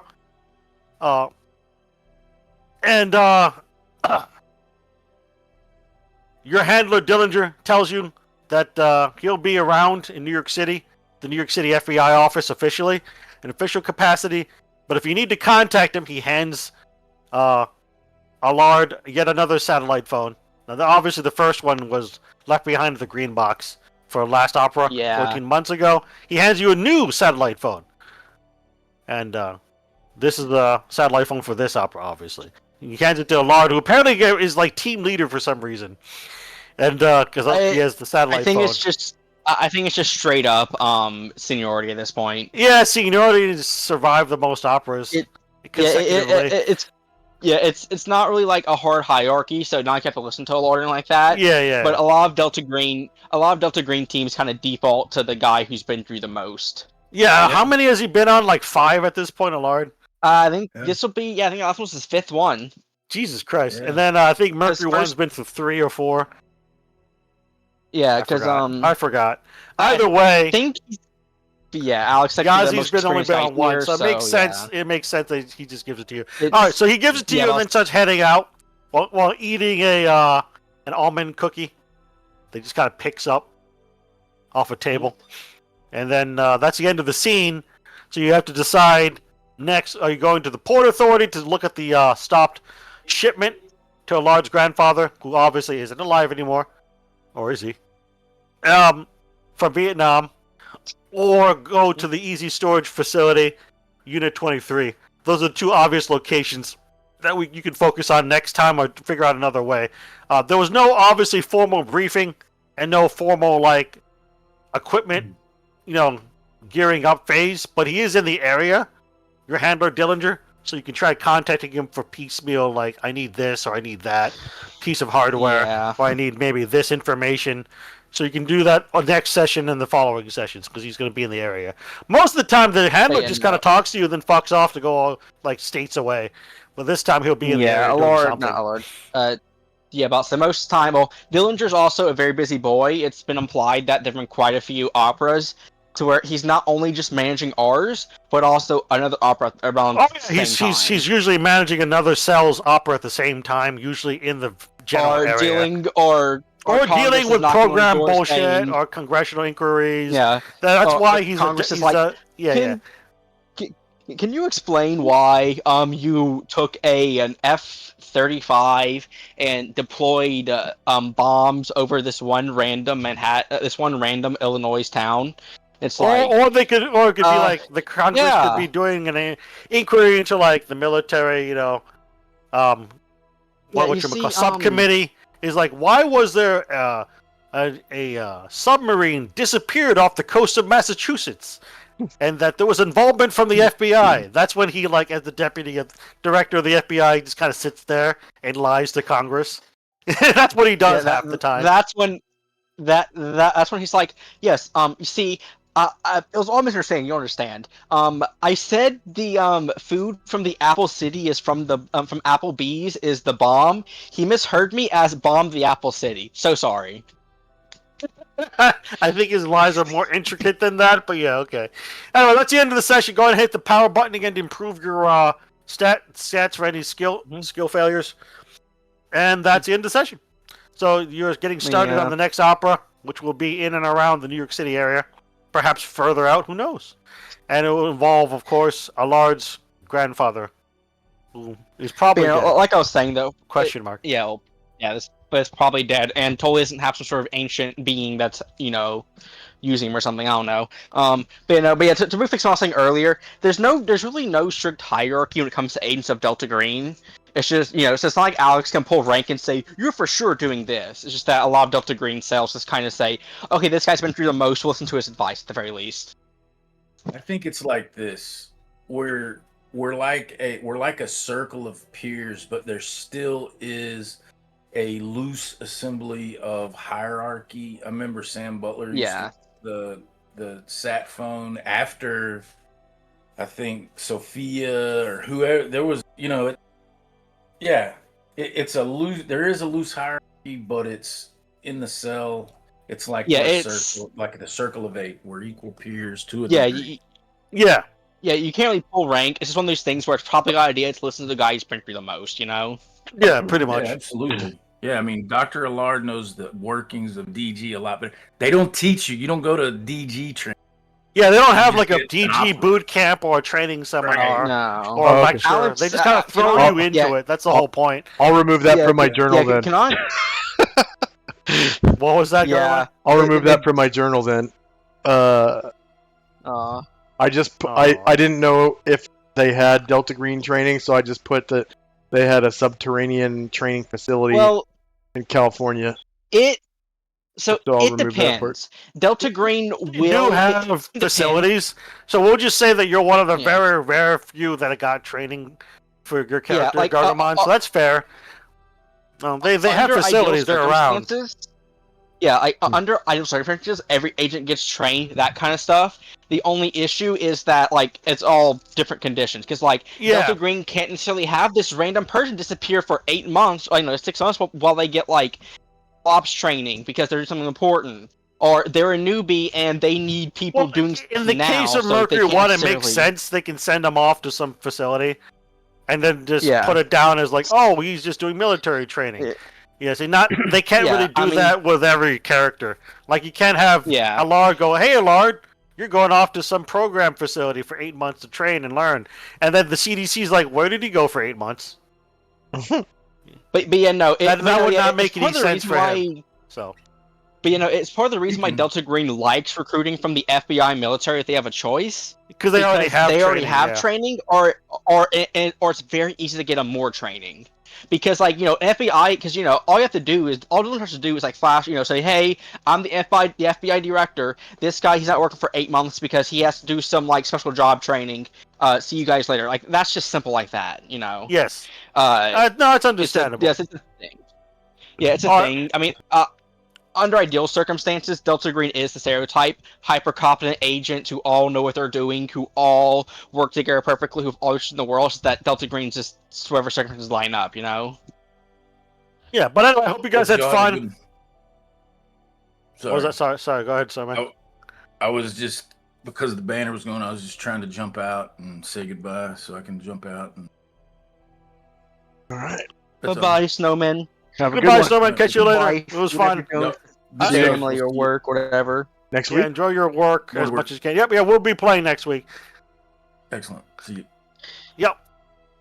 All right, I'm gonna go take a break. But I will press gang you, Redbird, to playing video games, obviously. So I'll message you later. I'm gonna go eat and stuff myself. Yeah, I'm gonna eat and stuff. Also, That's what I'm gonna do. What? I just want to say, if this is the monster that you thought that this is the monster that I think you made it, it's might end well for us. Oh, why is that? Hmm. No, well, I mean, it couldn't be good for us. Depends how good we are. I don't know. Eh. It depends. Anyway, Gargamon, it was fun to play. Hope you had Yeah. fun. I had lots of Yeah, it fun. looks Thanks like for you running. had Thanks for really running good rolls. Like the initial damage roll No, we. to slit the guy's throat wasn't that great, but you had another I opportunity. mean, that. So Yeah. that's why it Not went gonna really lie. well. Max fucking damage, Did that- man. 12 damage is nasty. We Yeah. we did that pretty perfectly because the fact that we didn't have a gunshot meant that we were able to get out there quickly. Yeah, and also because you did it in a sneaky manner, you managed to get a free ambush round, and the fucking car wizard's not that fast in dexterity anyway. So it's like you had another free action before you could do anything. So Not to two mention actions he's in a also row just managed to a kill the human. shit out of him. Well, yeah, he's just a human with a Yeah, lot of spells. Yeah, it's one of those things where like those spells are very scary, but you're just a human. All it takes is like a few hits and you can go down easily. Yeah, Yeah. but the thing is, you're right.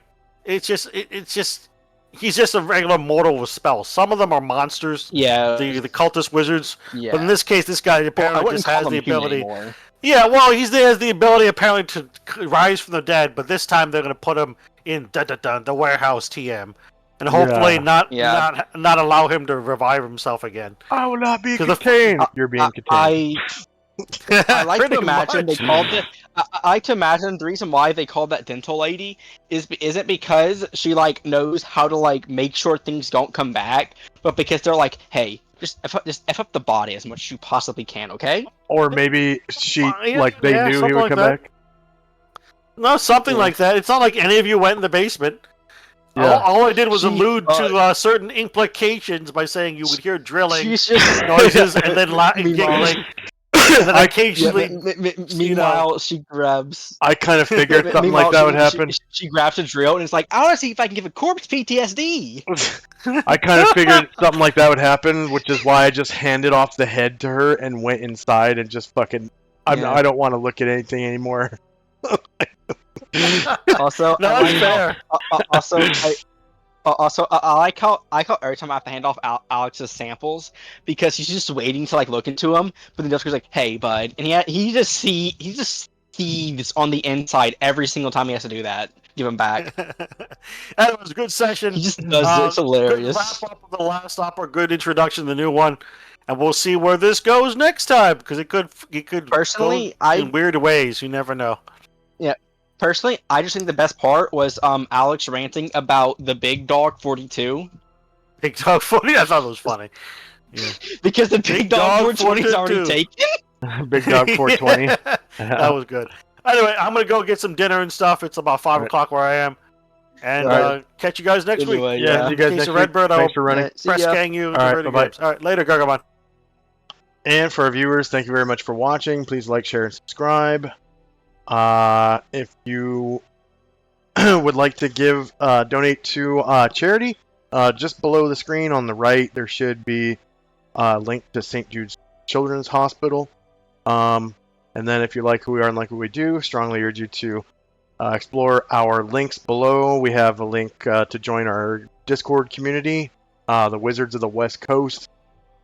And also there should be a link to join my homebrew game, and also links to Patreon and PayPal if you want to make a donation or a tip or a pledge or anything like that.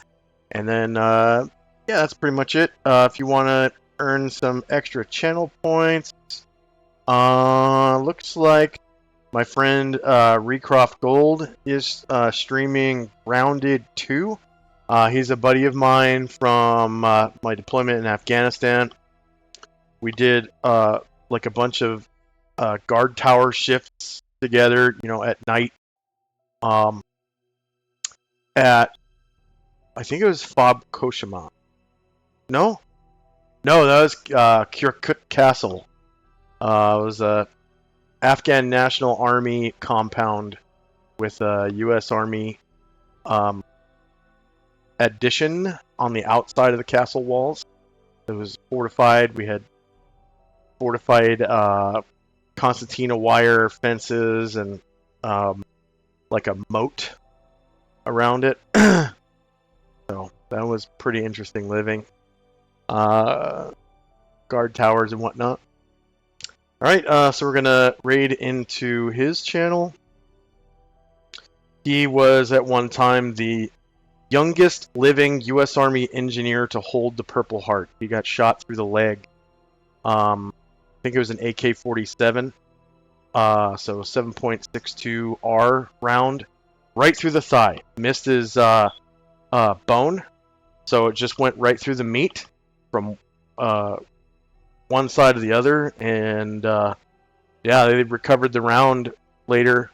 It was, I guess it stuck in a Hesco basket wall. They pulled it out, and he's probably got it somewhere. Maybe he'll show it on camera if he has a camera. I think he has a cam, so if you ask him, he might show that. But we're gonna raid into his channel now. It looks like he's riding an ant. Here we go.